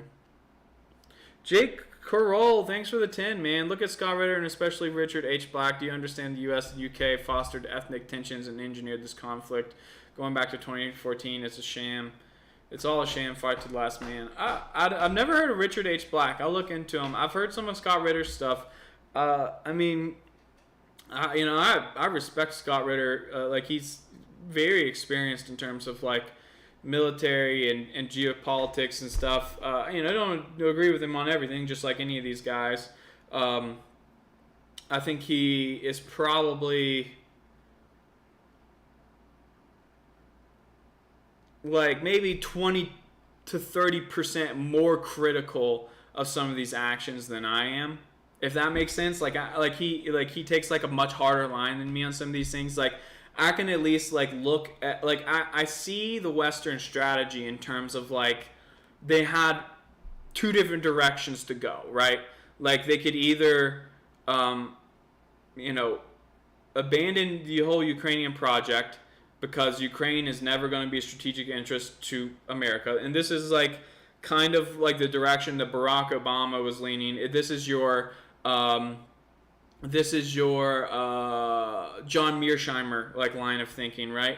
Or they could give support for Ukraine and try to hurt Russia in the process. So like, once you make a turn here, you can't stop and turn around on a dime and go back. Like, they chose a path and they're on that path. So like, they have, in a lot of ways, they have to double down and they have to stick to it. and they have to lie about it and just follow through with the outcome because like this is the way they've gone. I don't think they should have gone this way, but like at least I understand it from at least that perspective, like that they're sticking to their guns and like this is a decision they've made, right or wrong, we got to stick to it. Whereas like a lot of people assume that at any moment like we can stop and turn on a fly and like turn all these sanctions off, and it's like, listen, we already sold it to the American people that we're not going to do business with Russia anymore, and like that's what it's going to be. Now in terms of like Europe and Germany, like I mean Germany is like in a critical position where like their political establishment's in the same position. They chose a path, but there's a good chance that their political establishment they can't change directions. A change in direction would be an admission of failure, and everyone would eject them from politics. Like say like Olaf Scholz, if he were to come out and be like, we need to change course, the German parliament or whoever would be like, okay, you're gone, we're going to bring in someone new to run the new course, right? So like that's like the position that a lot of these countries are in, you know, like politically, like these politicians are going to hold on to the last moment until they can't. But the U.S. is in a whole different position, like where like what happens on a international stage like is not really affect us that much. Like it's we can kind of do whatever we want and act however we want in a lot of these situations.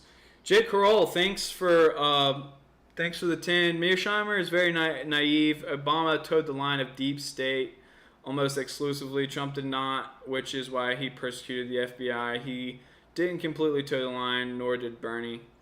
Yeah, probably right. You know, like that is like one of the things about Mearsheimer that I agree with, that like he seems to think that like this whole thing can be turned around and that a different course of action could be taken. Like Mearsheimer's opportunity for his opinion to be the action that was taken, like that passed up a long time ago.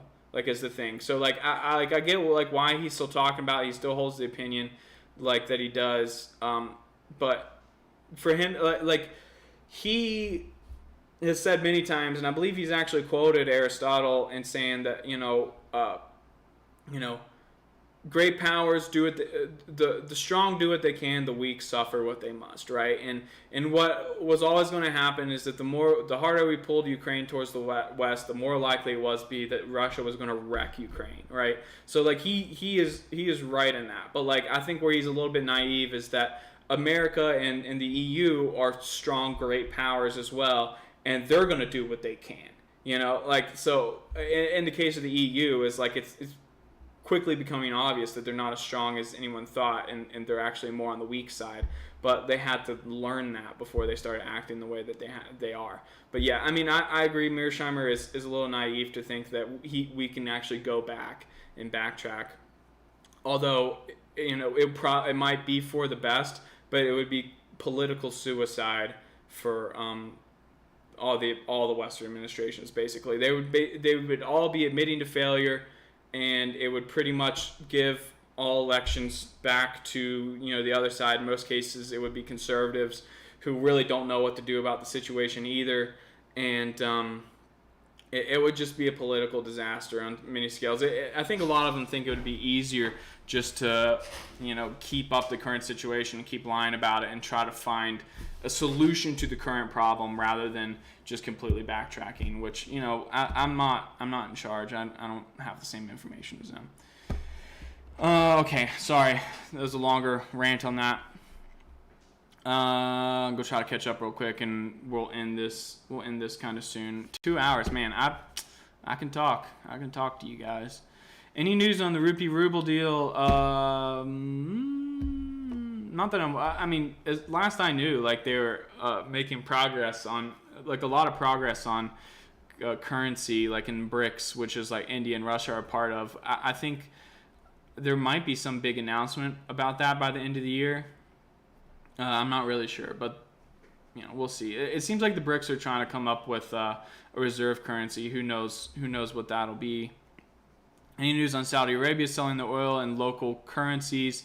It's like kind of like the same question. Are they still planning on doing it, or canceled that idea? Any news? So what I've heard is that like if Saudi Arabia decides to join the BRICS, it will be part of a deal to end the petrodollar, which is like using the US dollar, the world's reserve currency, to do all oil trade deals globally in, or like specifically like Saudi Arabia is like the largest global trader of oil, like the largest exporter.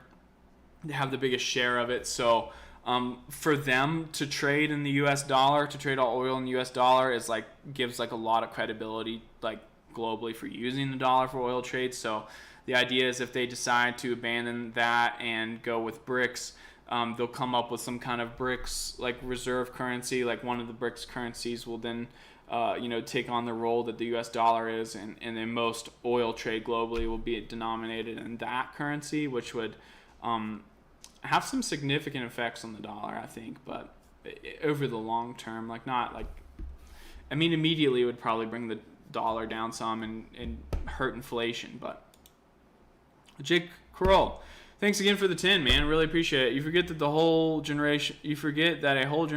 generation of Americans, primarily those aged 40, 65, males suffer heavy brainwashing from the Reagan era. We're still fighting the Cold War with 80s era military and laws. Hey, very true. I don't forget that. That's very true. There is significant support on both Democrat and Republican sides of the U.S. political debate that want that don't like Russia, that want to challenge Russia in this situation, I guess you can say. So like it is like more ingrained in the American psyche than people realize. Whereas like it does take on like a bit of a political aspect. Like I think like it's much stronger on the Democratic side in America because of like they've kind of turned like woke culture on Russia. So like I think most of like the support actually is like, I mean, let's say like 60% of like the total amount of support for the focus on Russia right now comes from the Democratic side versus like 40% on the other side. Maybe, I don't know. I'm just guesstimating, throwing out numbers there. I see it as being stronger on that side, but yeah, I mean, I think Trump is like kind of evidence of that, right? Because like Trump was, I mean, a lot of people see like Trump as like some kind of like Russian agent, which I think was pretty thoroughly like disproven. And not saying that I like Trump or anything. I just don't think that was factually correct at all. But he was more in favor of trying to like be friendly with Russia, and I think that his reasoning in that was more or less to try to put a gap between Russia and China, because he didn't like China, and a lot of Americans agree with that and think China is the real threat. So there, at one point in time, and this might go back to like Mearsheimer's theory a little bit, like it would have been smarter to try to ally with either Russia or China. Like we did this to win the Cold War. We allied with China and signed some trade deals with communist China to really isolate the Soviet Union. And I think at one point in time, a good idea would have been to do the same thing to China, but with Russia this time. Like bring Russia into our circle, sign some trade deals with them, give them some international concessions on Ukraine and whatever they wanted. And then we could have, easily like defeated China on the international stage. But it seems like that ship's long sailed. Thanks for that, Jake.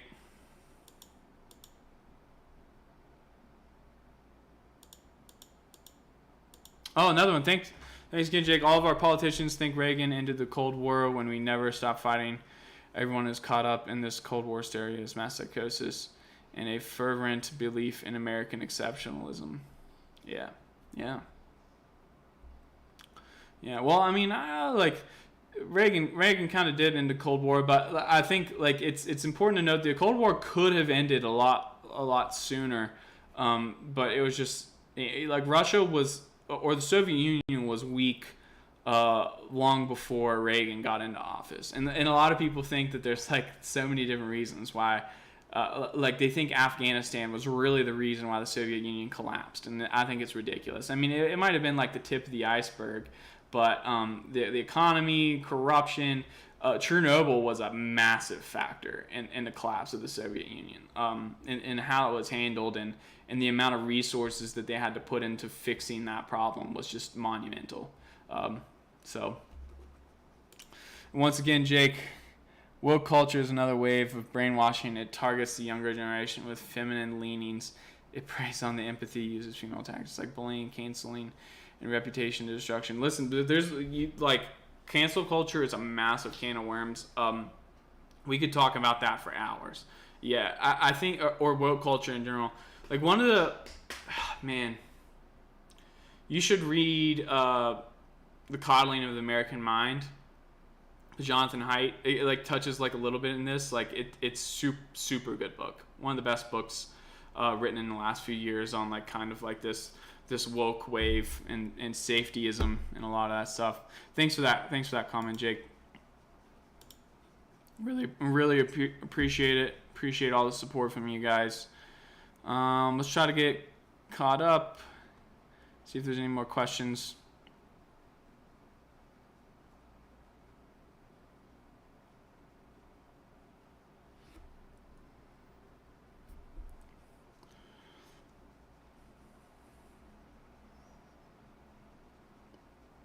All right. So we're at 2 hours and 10 minutes. I think Chernobyl was Azov sabotage. Jeez. Yeah, it's interesting. Like I thought the documentary on, or not the documentary, but the HBO series on Chernobyl was super good. Actually, like it almost. I mean, that's 100% how I understood it to have happened, and made a lot of sense. But obviously, like the Russians refuted it entirely, and Putin said it was completely inaccurate. And which I'm sure, like, I mean, we really don't have that much information on it, so like I'm sure there's some parts of it that are inaccurate. But I mean. The way I always saw it, like, was just like the communist system and like the way that the Soviet Union operated, like where they just couldn't admit to a mistake, and it was really just an accident of human error. I think that it like nailed that down pretty well. Although like the Russians seem to be like very adamant that American CIA had something to do with it. I'd hope not. I'd really hope not. Jake, thanks again for that 10, man. It could have ended in the 60s or 70s with no negotiation. 100%. CIA did, JFK, FBI did, MLK. Yeah, maybe. We are stuck with the 80s era policies. Not all Reagan's fault, but the entire government. We were all mentally ill. One of the things, like, I think people equate like a lot of the stuff the government says and does, like they use it, like they say they use human emotions, and like they play the public and stuff to like gain support and everything. But in reality, there's a whole different way to look at it from like I don't know, like an aerial perspective, like a bigger picture of it. Like the U.S. was strong. They've been fighting this battle with the Soviet Union for so many years, and they were, our economy was strong. We were winning. If we smelled blood in the water, we got the hint that they were losing, and like they wanted to negotiate. Like it was probably more in the benefit of the U.S. to like put off those negotiations and wait for them to get weaker and weaker. That the weaker one side is, the better your negotiating point is going to be, right? So like.